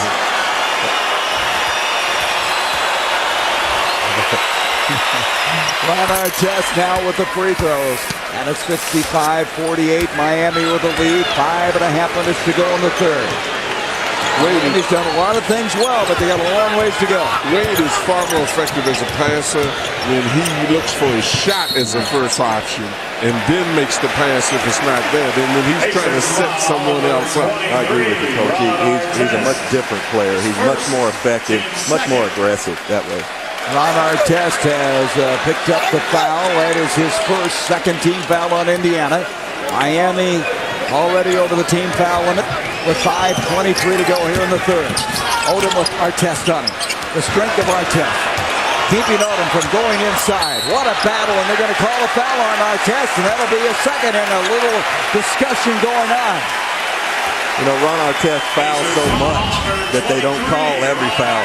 But, I mean, he was fouling out here 40 feet from the basket. Finally, Danny Crawford said enough with that. You have to respect Lamar Odom, too, though. This guy goes from playing in the post. He comes outside. He plays the 1 sometimes. He can play the wing. You're talking about like magic. You know, he definitely has that kind of talent of being able to play all 5 positions on the floor. At 6'10", like a point forward. It comes in now to Jones. Malik Allen, the handoff, 6 on the shot clock with 4 and a foul, and Tinsley going to bail them out there. They had nothing going. No, they didn't. And I think we really need to keep an eye on Eddie Jones right now. This is the kind of matchup you look for. You've been playing against Reggie Miller for the entire half, working your tail off defensively, and you get some young blood in on Freddie Jones right now. And let's keep an eye and see what Eddie does the next 2 times down the floor. Wade trying to take it inside. He goes airborne. O'Neal with a rebound. Out it comes to Tinsley. 14 fouls now against Indiana. 5 against Miami. 4:50 to go in the third. Trying to get the ball out of Tinsley's hands. 12 on the shot clock. They reload. Jermaine inside. Haslam trying to stay with him. Giannis has picked up the foul. And Stan Van Gundy and the rest of the Heat didn't really like the call. I don't know about that call either, Coach.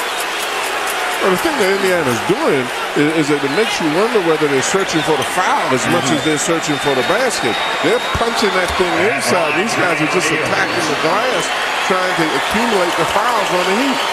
O'Neal 0 of 2 from the free throw line.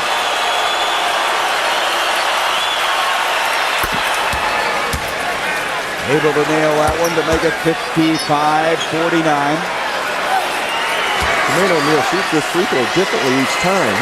He seems to get a little better balance sometimes get up on his toes a little bit more, but very, very funny free throw.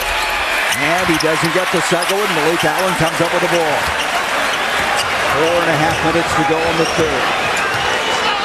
This crowd buzzing here as they anticipate the Heat able to pick up His 17th straight win at home. Out comes Allen. Allen from outside, and Haslam goes up with Harrington. He tips it over to his teammate Fred Jones. I like Allen a lot better when he's went to the basket and around that range. A beautiful pass by Tinsley to Jermaine O'Neal.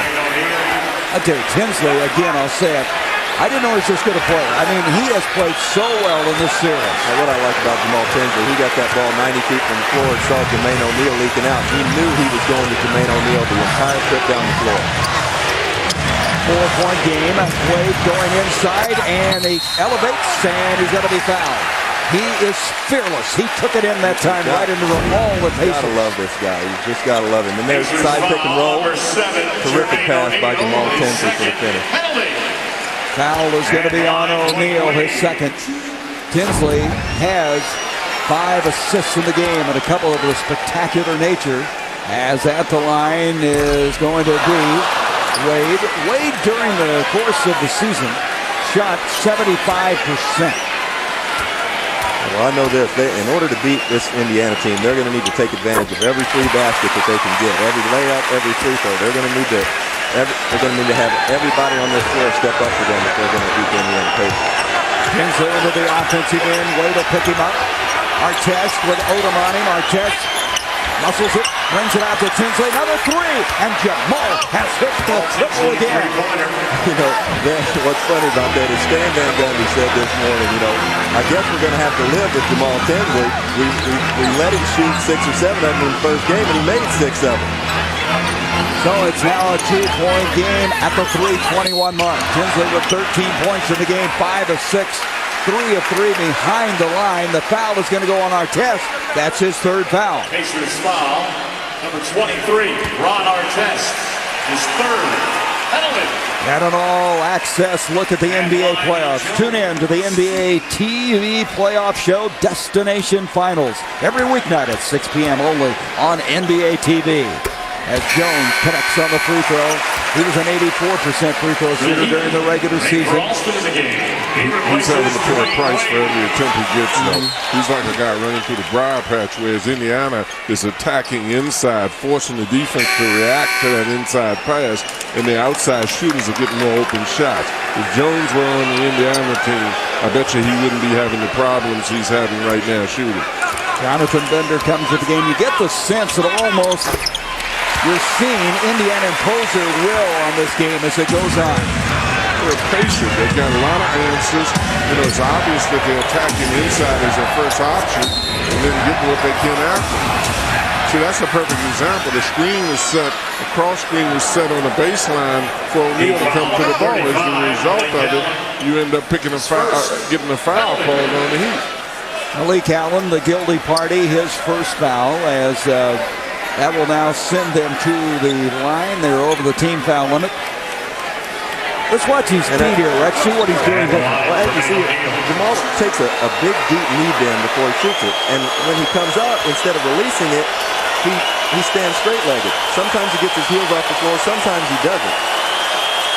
See, that ball is flat-footed. Yeah. He was shooting that ball flat-footed. He gets his toes off the ground when he squats. But when he stands up, he puts his heels back on the floor, so you're shooting with all arms, and that lends to very little touch. He's 1 of 5 for the line right now. Jermaine has 9 points, however, in spite of all that, here in the 3rd quarter. They got up on the toes a little bit better that time, right at the end. But it's a very inconsistent free throw. 58-55, the Heat. Alston back into the game when he comes in, the up-tempo. Terrific ball handler to the good three-point shooter. Up to Odom. Odom goes up, changes the shot, rebounds, and he traveled because he came down with his own shot without hitting the basket. That's where Lamar's got to change a little bit. He's got to go in and throw his body right into somebody. Know that he can't just get that shot off. Look for the foul and get to the foul line. We have a timeout, 2:56 to go. 58-55 in the 3rd quarter from Miami. Give a thumbs up to my guy Sam I Am, going on a 4th quarter tear against the Sacramento Kings. Down 10 with under 2 minutes to go, and look at the guy. He just continues to make big shot after big shot. Well, and how about this for Reggie Miller? You talk about the quality player. One more time, Reggie. This guy can do anything when you need him to do it. Well, it seems to be Miller time all the time, but what's so amazing tonight is he's taken only one shot. I don't know, Rex, I've ever watched a game where Reggie has not been more of a factor offensively. No, but like we said, he's got a different role than, say, Eddie Jones does for this Miami team. It's very early. Reggie is not a quantity player. He is a quality player. Don't give him a chance to be a hero, because he sure will be. Here's Fred Jones as we come back in. 2:45 to go in the third. O'Neal with Malik Allen on it. O'Neal goes in, and he's going to be fouled by Malik Allen. Jermaine O'Neal, second-team All-NBA, going to his third All-Star appearance, and that was with authority on this move. Oh, he's going to the hole hard now. The one thing, he's got to get these free throws straightened out, but there's not a lot of guys in the league that are going to be able to stop that. 2 of 6 from the line. The foul on Malik Allen, his second. You see, Coach, he stayed up on his toes the entire time, that free throw. He shoots them different every time. Kinsley comes out now. Anthony Johnson will check in for Indiana. I was with the Celtics many years ago as a guy by the name of Woody Salisbury. He used to say, ain't no special way you shoot this thing. You just put it in the basket. And he got 1 of 2. 2-point lead now for the Heat. They need to finish well here in the third. As Olsen, along with Jones in the backcourt, into Lamar Odom. Odom to Malik Allen. Allen goes up, blocked. Bender was there. O'Neal was there, and they're going to say it's off of the Heat. I believe they're going to turn this around. No? Oh, no. They're going to give it to Indiana. I think Lamar Odom's got to shoot that ball. Let's look at it again. Yeah, that's a great call. Malik Allen sure did touch it right before it went out of bounds. Great call. Anthony Johnson into the offensive end with 2:18 to go in the third. Allen is fronting Jermaine O'Neal inside. Bender, who is just ridiculous talent-wise. I mean, what a player he's going to be. Jones goes inside. They have 4 on the shot clock. Bender with 3. The 7-footer goes up. Can't get it. Good defense that time by Miami. Alton comes back the other way. Inside 2 minutes to go in the third. See, Austin, unlike Wade, is a setup guard. I mean, he's very capable of running that offense. And Rasheed Butler checks in with his first shot of the game and nails a 3. How do you like that right off the bench? That is a huge shot as we go down to the last minute and a half of the third quarter. Al Harrington backing in on Odom. The follow away. Odom was in his face. Good defense. Great defense. And now we have a loose ball foul. As you see here, Indiana is just packing it in and daring the Miami Heat to shoot the basketball from the perimeter. But hello, Rasheed Butler. Jermaine O'Neal just picked up his third foul. Jeff Foster is going to come into the lineup now for the Pacers as O'Neal will sit down. But the thing about the Pacers, when they get in foul trouble, they have great options in terms of who they're going to put in the basketball game. If you force Miami to go deeper in their bench, they're going to get weaker by going deeper in their bench. I kind of like to see Wade and Austin playing together because I love it when Wade is on that wing, able to be as aggressive, doesn't have the responsibilities of having to set this team up. Yeah, he's had to adapt to that point guard spot. When he can play that off guard, it gives him that creativity. And he's done a great job in doing it, too, because that's not the easiest. That's one of the most difficult positions to have to play because you're so responsible for so many other people other than yourself. Malik Allen makes it 62-56. Allen with a strong game tonight. He's in double figures with 11. How about this guy? He just Isn't he something? I mean, Jonathan Bender was hurt. He had knee surgery, was out for most of the year, came back, got his confidence back, and I tell you, he has great upside to his game. He's like a slinky. He just unfolds at the rim. A slinky. Less than a minute to go now here in the third. Odom on the move, off balance out to Eddie Jones. Jones with the 3, up the short. Brent Jones comes down to the rebound. Well, that would have been a big shot. This crowd would have gone nuts. Well, that's the shot he's got to hit, too, because he was wide open. He had a catch-and-shoot shot. He was set up beautifully by Odom. And Jonathan Bender's got a mouse in the house. And he's going in, and as he goes in, he draws the foul, and he's come in, and he's been on a mission as he goes inside, picks up the foul. Butler picking up the foul for Miami. So now, with 35 seconds left in the third quarter, the Miami Heat in a must-win situation. They lead it 62-58 as Indiana trying to go up 3 games to none before their game here Wednesday night at American Airlines Arena. With John Thompson, Rex Chapman, and Charles Davis, I'm Gary Bender. Glad to have you with us here on TNT. You know, something you were talking about, just to elaborate on it, Coach, what a luxury for Rick Carlisle to have a guy like Bender, Harrington, that are just sitting on the bench that you can come in and run your offense through the minute that they step on the court. We have a 2-point game. 28 seconds left in the quarter. Alston gets to Jones. Beautiful pass to Malik Allen, and he finishes. And that's Eddie Jones. Great pick, great steal, and fine by Eddie Jones. Great pick by Malik Allen, but that's Eddie Jones' game. Eddie Jones' second assist for the game. Bender outside, 8 seconds left in the quarter. They like it here where Bender can just raise up and elevate over people. Good defense that time by Butler, and they don't get a shot. Great defense. Butler just hung tough on the play. We've got 12 minutes to go. Hang on. As in this quarter, they end up even 25 points each. But up by 4 is Miami.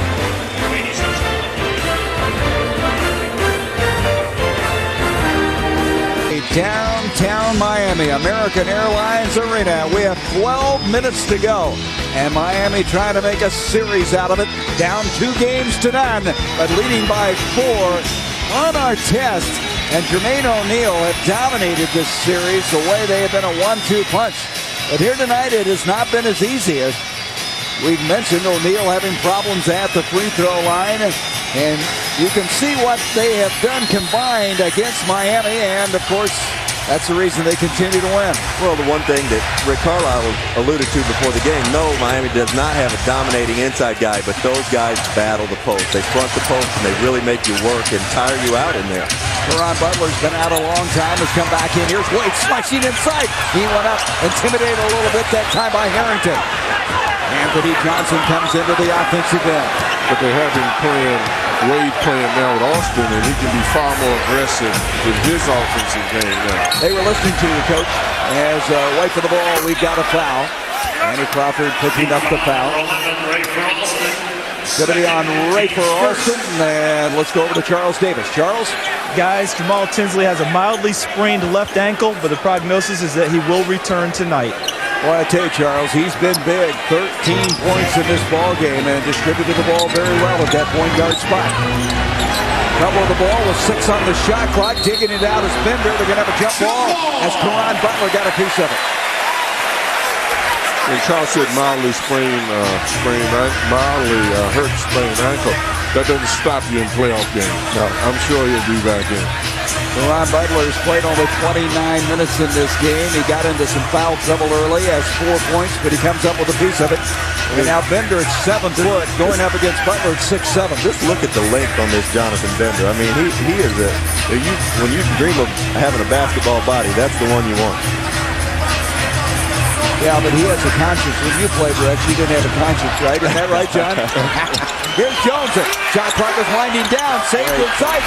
And they almost pulled that off with the shot clock expiring. Alston the other way. A little crossover that time. And I'll tell you, right after him was Anthony Johnson. Odom goes in. Foster flops. And it's going to be an offensive foul on Odom. See, that's the thing that happens. And Miami's got to be careful that they don't start listening to footsteps coming behind them, and that's the Indiana Pacers. You can't revert back to playing the way you were. You can beat your man, but you've got to see the second line of defense. It's not just a question of you being able to beat the guy that's guarding you. Odom has picked up his 3rd foul, so are they hearing the footsteps? Next, we'll find out. We can hear under the moonlight, there's a night,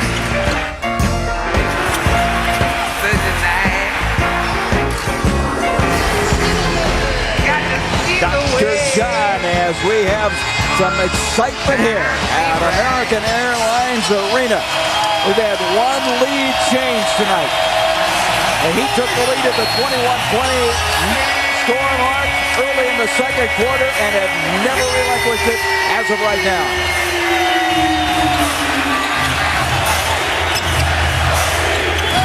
Here's Finger from outside of three. Not a good-looking shot. Odom comes up with it. Odom with that outstanding open court ability, and he goes down the middle, and he's been fouled.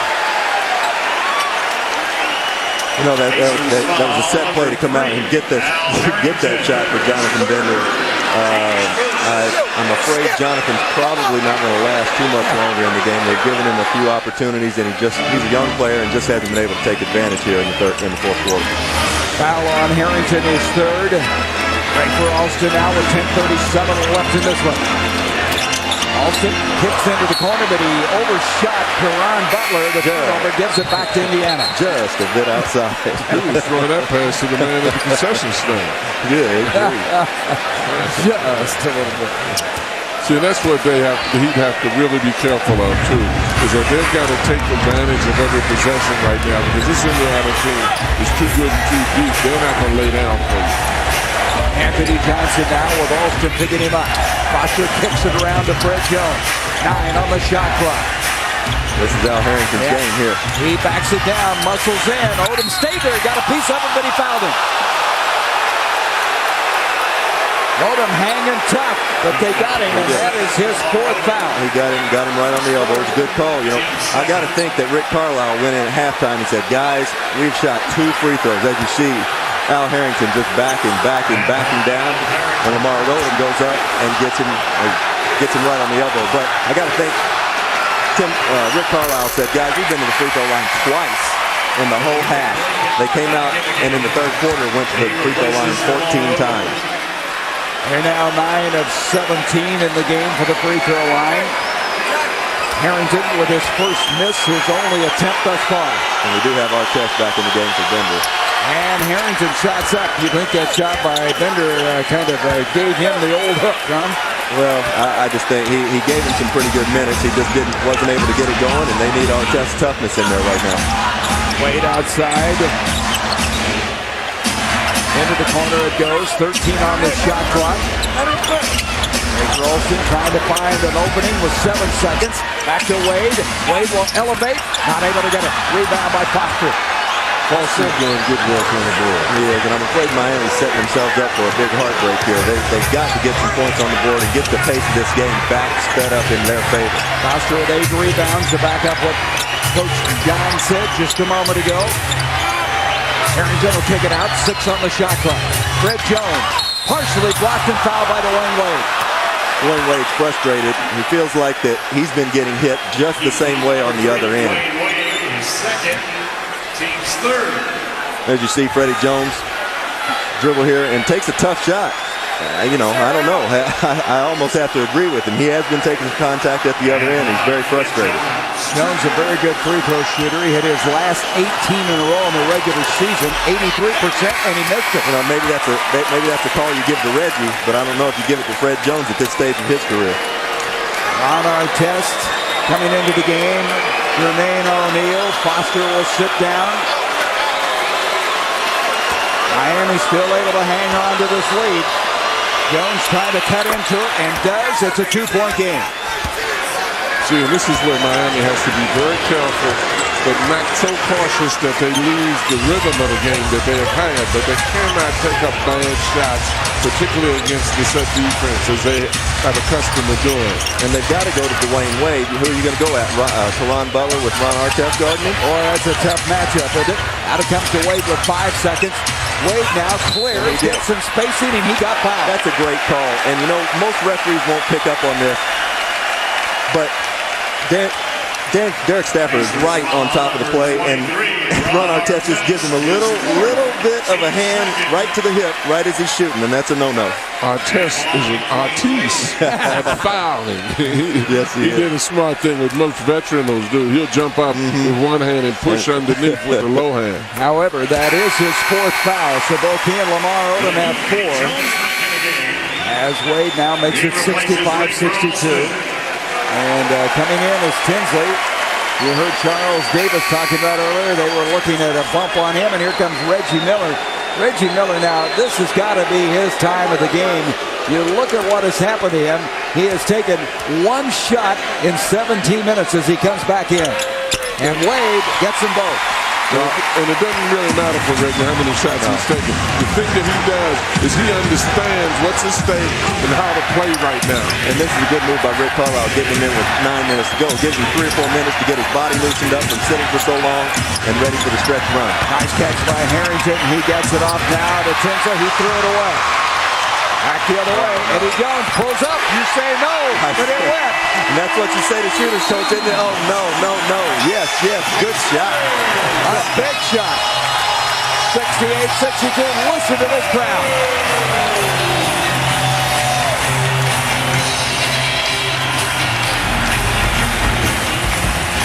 Careless pass, Jamal Tinsley to Eddie Jones.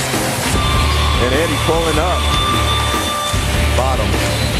And he has 12 points after scoring only 13 in the previous games. This is the first of 2. A doubleheader as we're looking forward to this next game. As the Timberwolves against the Kings at Arco. And you talk about a tough place to play basketball. That's a tough place to play, but look at those two guys, Mike Bibby and Sam Cassell. And like you said, Coach, a lot of guys make shots on stomach, right? And those two guys have some stomach. Very much so. Sam I am. Sam I am. Well, does Miami have stomach? We'll see. Up by 68-62. Miller dumps it in. There's Brian Grant who poked it away. Grant, of course, in a lot of foul trouble tonight. Able to bat that one out. He is playing with 3 right now. As at the 8:26 mark of this fourth quarter, they'll inbound. The thing I like about the Heat that they're defending the pass as well as they are the shot. Tinsley's got to get it in. He's got a 5-second count. He just got it in. Got a second to go. Artest picked up by Brian Grant. Artest baseline, follow tip by Harrington, and he is going to be fouled. That's a good call. Eddie Jones was just trying to keep him from getting it. Not much he could do with that big body. They're trying to say to Harrington, Artest and both Harrington are saying he was shooting the ball. Yeah. Eddie Jones picks up his second foul. That's the 4th team foul against Miami. Indiana with 2. Artest will inbound. No, it's a great point you made, Coach. Miami's doing a great job of ball pressure, which makes it that much more difficult to make a post pass. O'Neal with Brian Grant measuring him. 14 on the shot clock. They come on the double team, re-enter, and that's going to be a foul on Grant, and Grant has picked up his 4th. You see, that's why Reggie's so smart. The second pass into the post is a time when the guy is usually open, not the first pass. The defense will go back aggressively on the first pass, but the second pass, when you go back in. Yeah, once you repost, it's so much harder to double team a second time. It doesn't hurt either, Gary, to have Reggie Miller on the ball side when you're posting up. Helps your spacing a little bit, doesn't it? Just a little bit. Odom and Grant each have 4 fouls. Artest has 4 for Indiana as O'Neal hits a free throw. He now is 4 of 9 from the stripe. 68-63 the Heat. O'Neal for the night has 20 points. And he got both of them. Well, we've got 8 minutes to go in the game, and we're going to see. You know, we've all said from the onset of this series that if it's a half-court, grinded-out game, Miami cannot win. We're going to see if they can prove us wrong, because that's what this has turned into. Allen brings it out to Eddie Jones. Reggie Miller trying to track him. They throw it away. Artest comes up with it. He and Tinsley breaking up before, and he took it the ball and missed the slam. O'Neal follows, and he's fouled, and Artest upset it himself. Ron Artest is just ridiculously strong. I mean, it's like he didn't even leave the floor. He was just dunking it hard. You almost have to wonder whether the strings threw that ball out. I know it. It almost looked like it had gone through. I tell you, he's scary. He is really scary.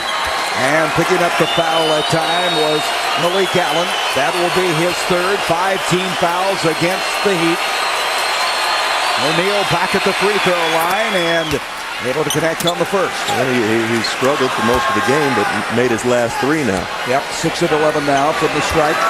Indiana's team is 14 of 23 from the free throw line. And he got them both. So he must have been listening to it. He's getting up on his toes now. I don't know if he is or not. I wasn't paying attention. But like Coach said, they're just going in. 3-point game now with 7:42 to go. Miami can ill afford to let this one get away from them. And they let that one get away as Wade tried to rifle one inside to Malik Allen. I still like Wade when he's the reciprocant. And I like Austin up the top trying to make that play that Wade just tried to make. It was a very good idea, and Malik Allen did not step in hard enough and in the right spot. Harrington ducks inside. Reggie kicks it out to Artest. Artest with 10 on the shot clock. Tinsley moves in. Good ball movement. 6 on the shot clock. Artest with 5. Floats. Got it blocked.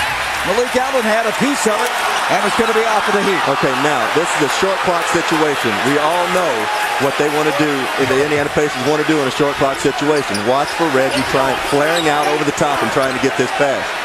He's going to take it out. Watch him stepping back in to shoot it. It's funny he hasn't taken any shots tonight. We're all aware of him, right? I mean, even though he has not been shooting the ball like usual. 2 seconds, 1 second, and they're going to call a foul. They bail him out. Dwayne Wade committed the foul. That is a critical mistake. And it also is inexperience. You know, defensively, sometimes you can become impatient as well as offensively. The Heat have been extremely aggressive, doing a great job defensively, but you've got to know the clock just as much defensively as you do offensively. And if there's one thing you don't do there, you don't foul a guy 20 feet from the basket, not on a jump shot. Third foul on Wade, and Artest now with a chance to tie this game. 68-67. Artest with 10 points, 6 rebounds. Has not shot that well from the field. 3 of 14, 3 of 4 from the line. And now we'll test the maturity of the Miami Heat to see now the shot selection, the patience, and the other things, particularly now with the game at this point. Well, what's so puzzling now is that you've got it.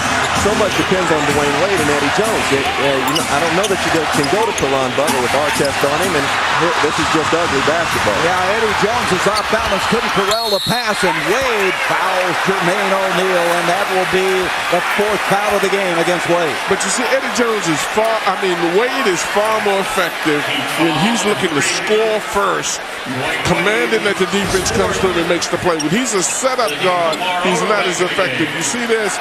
Indiana takes the ball, they get a fast break off of a steal, and as a result of it, they end up picking up a foul or a basket.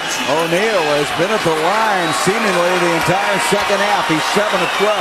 Now Artest has 4 fouls. Odom, Grant, and Wade have 4 each for Miami, as Jermaine now has tied the game at 68. And Dwayne Wade made a mistake there, but to his credit, that was a great playoff foul that he made on Jermaine O'Neal. It was, and I don't think that he cannot play the point guard position, but I like him in that point guard position when he is looking to shoot first, as opposed to trying to set up other people. When he's looking to shoot first, the defense comes to him so aggressively because he's so good. But when he's out there just floating around trying to make a play, he's not as effective as he is when he is aggressively going towards the basket to try to score. And I agree with that. I think Stan Van Gundy agrees with it as well. Just as soon as that play happened, it's 2 turnovers in a row, Stan Van Gundy went back to Lamar Odom, got him in the game, and that gives them another playmaker out there to take some of the pressure off of Dwayne Wade.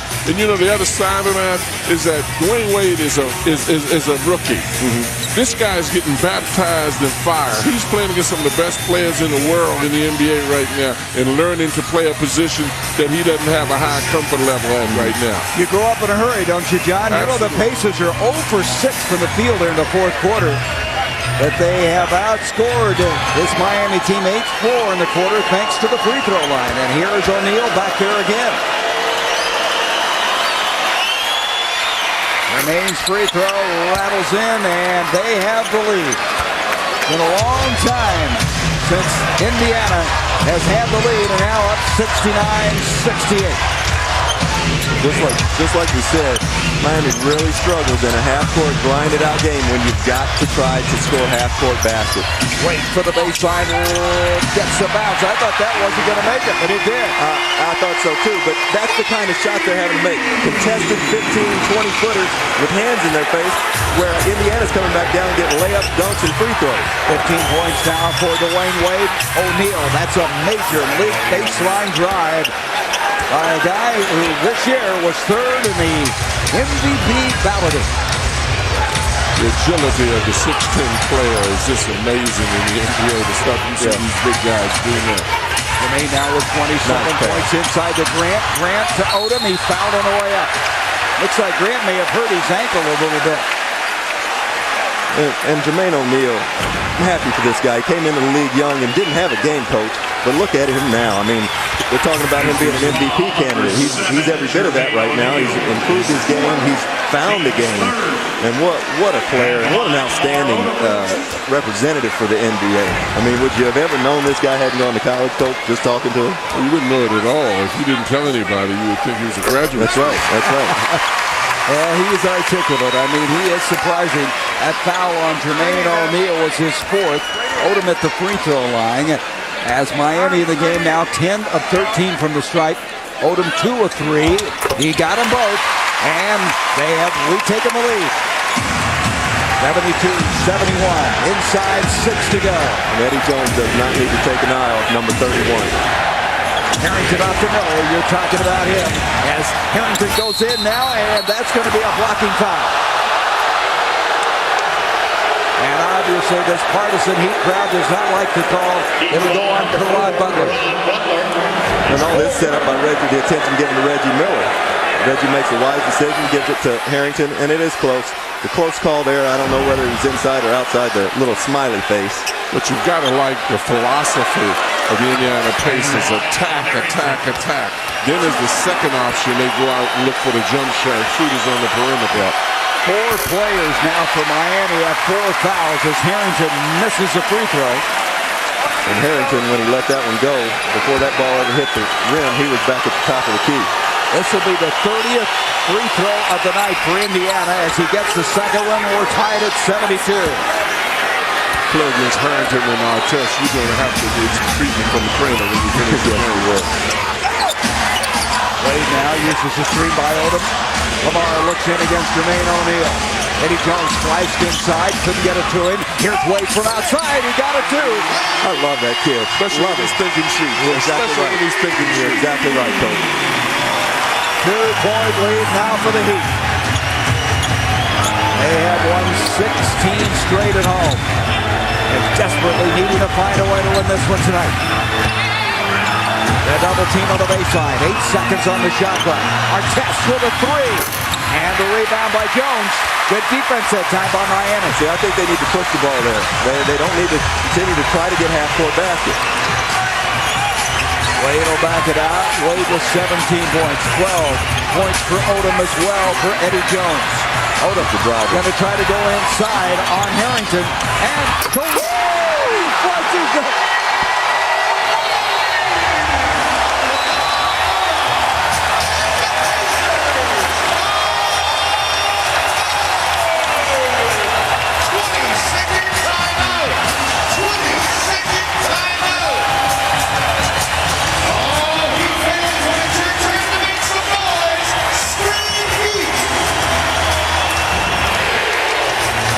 Chuck, Ernie, everybody, scratch that dunk of the night thing. Look at this. Oh! He is something. The 5th pick in the draft. Unanimous all-rookie team this year. And, you know, if he hadn't been hurt this year, and, of course, the dominance of LeBron James and Carmelo Anthony, we might have a 3-way race for Rookie of the Year. And he didn't dunk that on some chump. He dunked that on a shot blocker.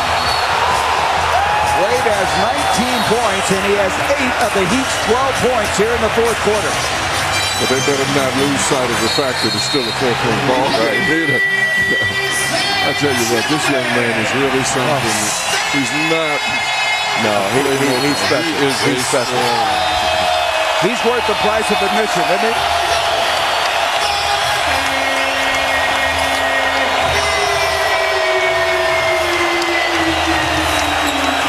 It is deafening. Artest. He may have traveled with that. They didn't call it, and Miami comes up with it. Wade back the other way. 4:21 left to go. Wade goes inside. Stripped by Tinsley. Saved by Grant. Wade for the baseline. Couldn't get it. Grant digs it out. Doing the dirty work. It goes. No, wait a minute. They're going to wave it off. They're going to wave the shot off. I don't know about that either. I think Reggie Miller made that call. What? Why does that basket not count? I don't know, and Stan Van Gundy would like to have the answer to that. Harrington picked up the foul, his fourth. Bob McAdoo was up as well. That basket's got to count. I don't understand it. Tim Donaghy is the guy who made the call.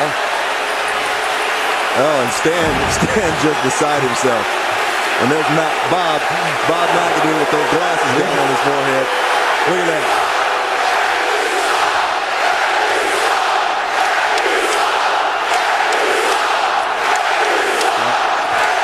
Well, as you can tell, this crowd didn't like it at all, so they'll take it side out. I don't understand how that's not a shot. Well, you know, he missed it. Plain and simple. Now Butler will inbound. They have 23 on the shot clock. 4-point lead for Miami. Odom changed in midair, got it out to Grant. Brian Grant got that. It was like a hot potato. Yes, Get it out of my hand. And Butler's going to be fouled by Jermaine O'Neal, who was sliding over, and that's 5 fouls on Jermaine. That's a good call. Well, I sort of question that other call, but these guys have done an excellent job of calling and maintaining control of this game. Very, very good crew. So Butler will go to the free throw line. He has not been there all night long. During the course of the season, a 76% free throw shooter. 4:03 to go. 4-point lead for the Heat. You know, you throw free throw shooting percentage out the window in a game like this with 4 minutes to go. I don't know what his percentage is in game threes with 4 minutes to go, but probably 0 for 0.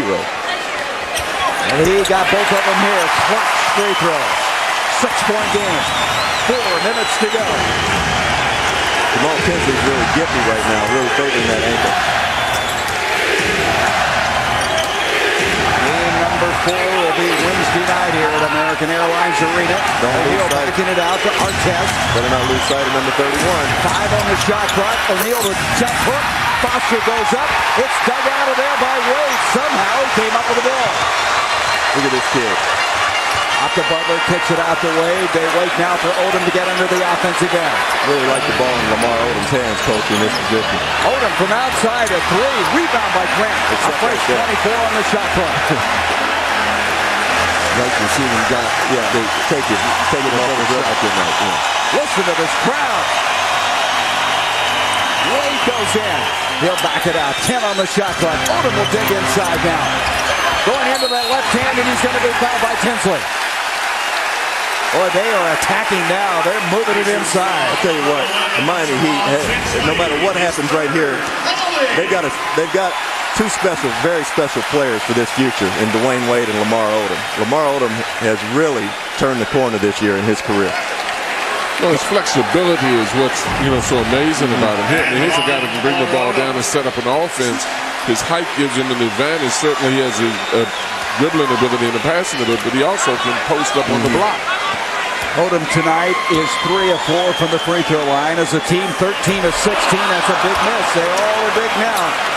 6-point game at the 3:07 mark. In this fourth quarter, Indiana has hit only 1 of 10 field goal attempts.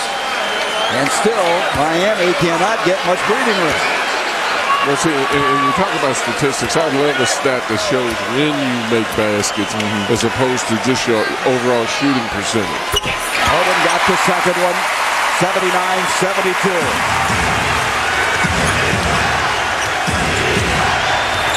Picked up by Wade. Reggie Miller running Eddie Jones off of screens. Gets it in, baseline O'Neal, and he's forced out and fouled. Jermaine O'Neal running out of real estate inside, and the foul going against Miami. It'll be against Grant. That's his 5th foul. So Brian Grant with 5, 2:55 left to go. And what an exclamation point by Wade for Stan Van Gundy. We're too old. We're too much of a veteran team right now to be making those mistakes. Late in the game, we got to get the ball in my hands. We got to get it in the post. Late in the game, that's just the way that it is. And we were taking jump shots and just hurried shots, early shots in the shot clock, and we can't do that. So I think we learned that, you know, that we just have to be patient.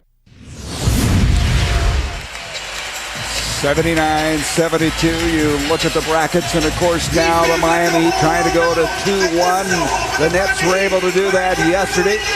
And if they could continue on here and getting that series back into Indiana.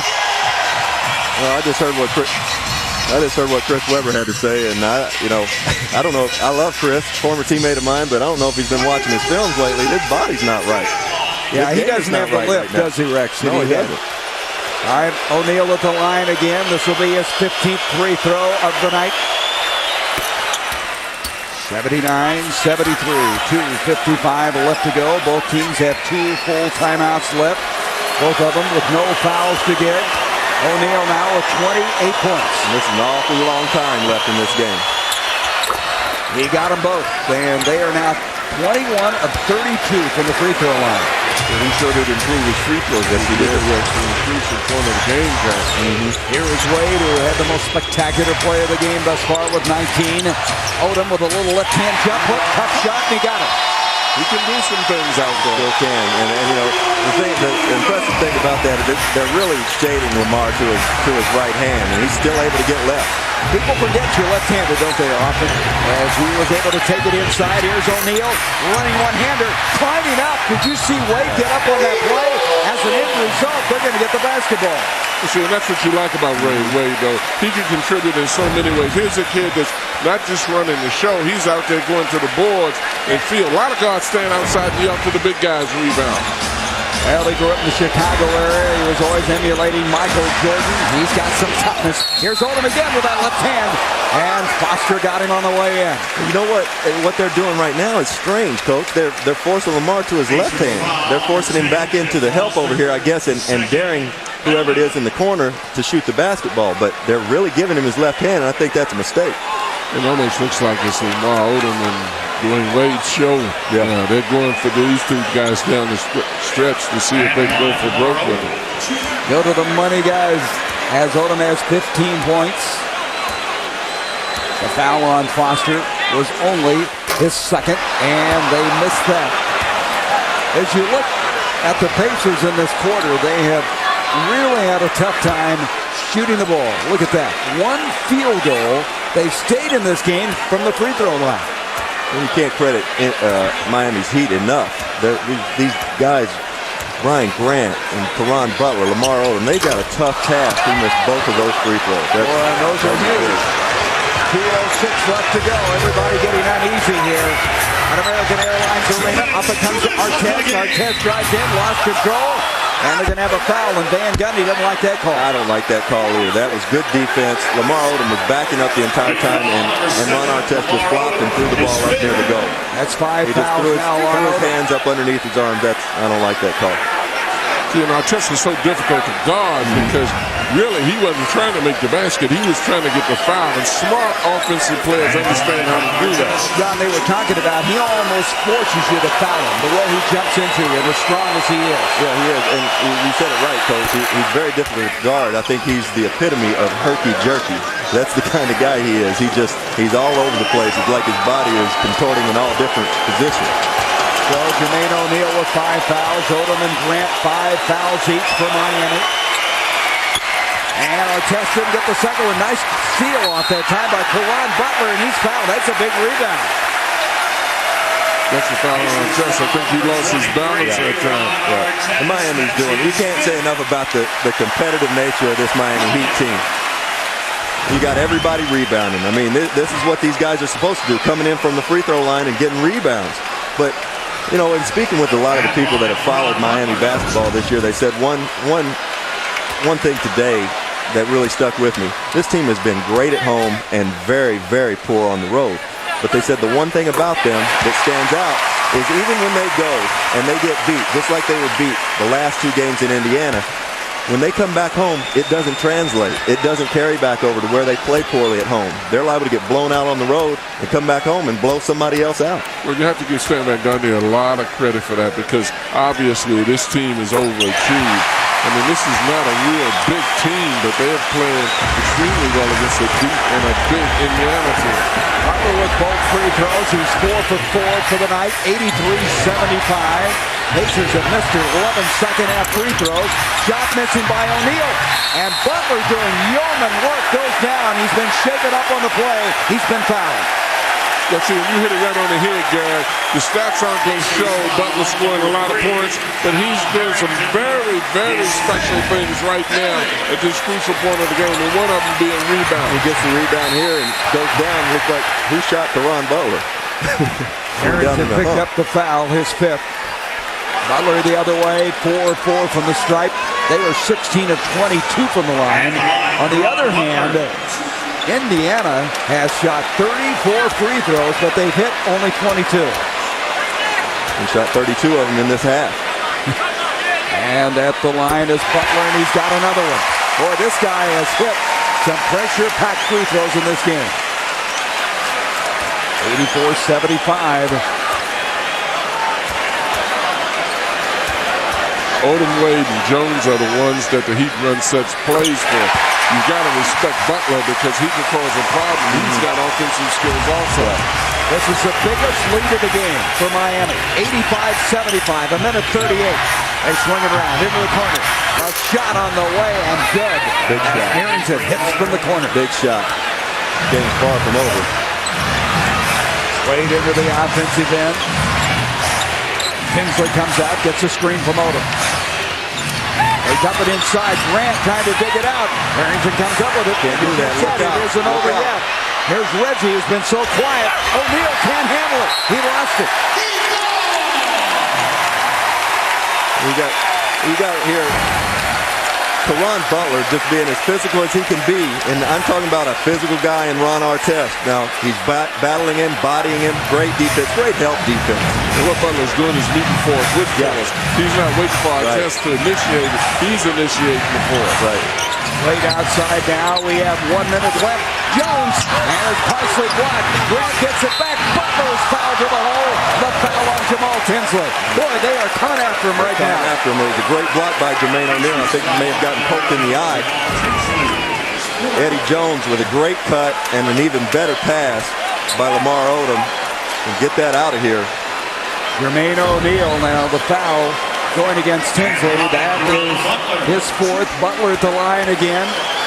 6 of 6, and seemingly all of them have been so big down the stretch.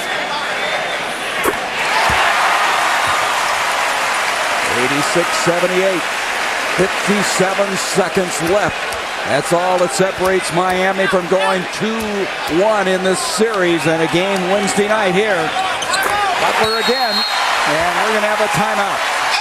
Indiana asking for the timeout.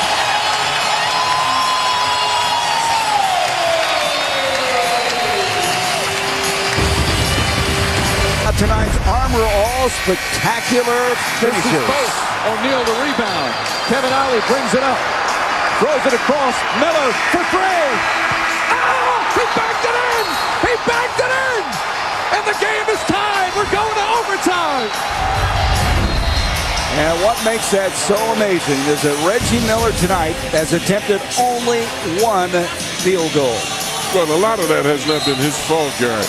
I think when they put him in this last segment, shots were taken by guys that it should not have been taken by, and they should have looked a little harder for Reggie. But how about Brian Grant? I mean, Grant has gotten 16 rebounds and 7 offensive rebounds. We better give him a little slice of this pie, too, right now. Without a doubt. I don't know if it can get any better, but we've got a second half of our doubleheader coming up. Minnesota at Sacramento. That'll be something special from the West, the Wild West. 57 seconds left. Miami up 87-78. A must-win for them, and they are 57 seconds away from their 17th straight win at home. Long three by Tinsley. Boy, that gets everybody's attention. 6-point game. And a quick foul by Tinsley as they inbounded away. Tinsley trying to say that he wasn't meaning to foul. He was trying. They were going to try to run some time off the clock, get a trap in the backcourt, but the official had different thoughts. Now 4 guys for Indiana with 5 as Tinsley just picked up his 5th. Wade at the line. He's 5 of 6. Tinsley tonight is 4 of 4 behind the line. And that last one was from a long ways out as Wade hits the first. 88-81. Well, they say Miami's a different team at home, and we've seen it tonight. You very definitely have. You got to give them credit for the effort that they put forth, too. Had to double team the ball out of Tinsley's hands. Harrington looks in. Great defense. Artest, baseline 3. Harrington muscles the rebound, brings it out. Artest, another 3. Got this one. Look out. Look out. It's not over yet. 89-84, 35 seconds left. Tinsley saying, come up and pressure him. Rick Carlisle wanted to come up and trap the ball. They didn't do it. Wade then has it slapped away. And what do we got here? We're going to have a foul as Artest, Wade are down. I think they're going to give that to Harrington. And Harrington as well. It is on Harrington. Dwayne Wade takes a heck of a shot here. And a little careless with the ball, not real strong with it right here, but has the presence of mind to go after it. Harrington grabbing around the waist, but he's fouled out of the game. Ron Artest gave him a little extra something there on the bottom of that pile. Well, Rick Carlisle was so upset at his team for not making that trap as soon as they crossed half court. I thought Rick was going to run out and make the trap himself. It looked like he was the only one in position to make the trap. So Harrington fouls out of the ball game with 13 points. As Wade will go to the free throw line with 26.5 seconds left. Boy, this has been a great crowd here tonight. I mean, it's as good as it gets. Great crowd and great effort by both squads, but this Heat team has really showed us something tonight. And Wade continues to hit some big shots. 8 of 9 from the line, 22 points. He has certainly caught the attention of everybody as against the Pacers coming in here. He's averaged 20.5. In the first round, he had 3 20-plus point games. And he puts forth effort on the boards as well as trying to defend. It's not just a thing that he's out there just trying to score points. I like the fact that he doesn't mind getting in the mix. And just like Stan told us this morning, Van Gundy, he's going to live with Dwayne Wade committing 4 or 5 turnovers a game just due to the fact that he's a rookie and so much of their offense has to go through him for the Miami Heat to be effective. In Atlanta, they are underway at Arco. Doug Christie, the only player to score so far. Sacramento on top of Minnesota 2-0. We'll be taking you there for Game 3 of that series as soon as they are done in Miami. And what a night it has been. Back to Gary Bender. All right, Ernie, thank you. We'll be switching out to Kevin Harlan and Doug Collins. And you can see what's ahead now. Wednesday on ESPN, Saturday on TNT. As obviously, this Miami Heat team is far from dead in this series now. Artest will inbound, 26.5 seconds left in this game, 91-84. Indiana has 1 timeout left. Miami with 2. Miller. He'll try one from the corner. Oh, is that Reggie Miller? 91-87. Unbelievable. And they foul Odom. Reggie Miller connecting with a patented shot. I mean, if you don't know how difficult this shot is, he went 3 different positions and then he's shooting a 23-foot fadeaway with a hand. I mean, you can't play any better defense than this. I mean, set a screen, set a back screen, catch it, turn and shoot it all in one. You don't know how difficult a shot that is. And his first hit of the night, he has 4 points. Ron Artest just fouled out of the ball game as they tried to stop that move up the floor. Odom will shoot free throws with 21.7 seconds left. I'm telling you, as long as number 31's on the floor, they better make all of their free throws. And Lamar missed his last 2. Well, think about this. He scored 8 points in 8.9 seconds against New York in 1995. So he's had some unbelievable finishes as Odom missed the free throw. They're still leaving the door open. You know, it's one guy that knows that this game is not over. Yeah, there are no timeouts. Number 31. I think you're right, John. There are no timeouts left for Indiana right now. Look for Reggie Miller coming down, getting his head under the goal and coming off some screens and trying to get open here. Oden missed them both, but he got the rebound. That's huge. And then the foul on Anthony Johnson. Looks like Grant hit the deck really hard. He's bleeding from the mouth. I believe he got hit with an inadvertent elbow. He is really bleeding. But what a big rebound by Odom.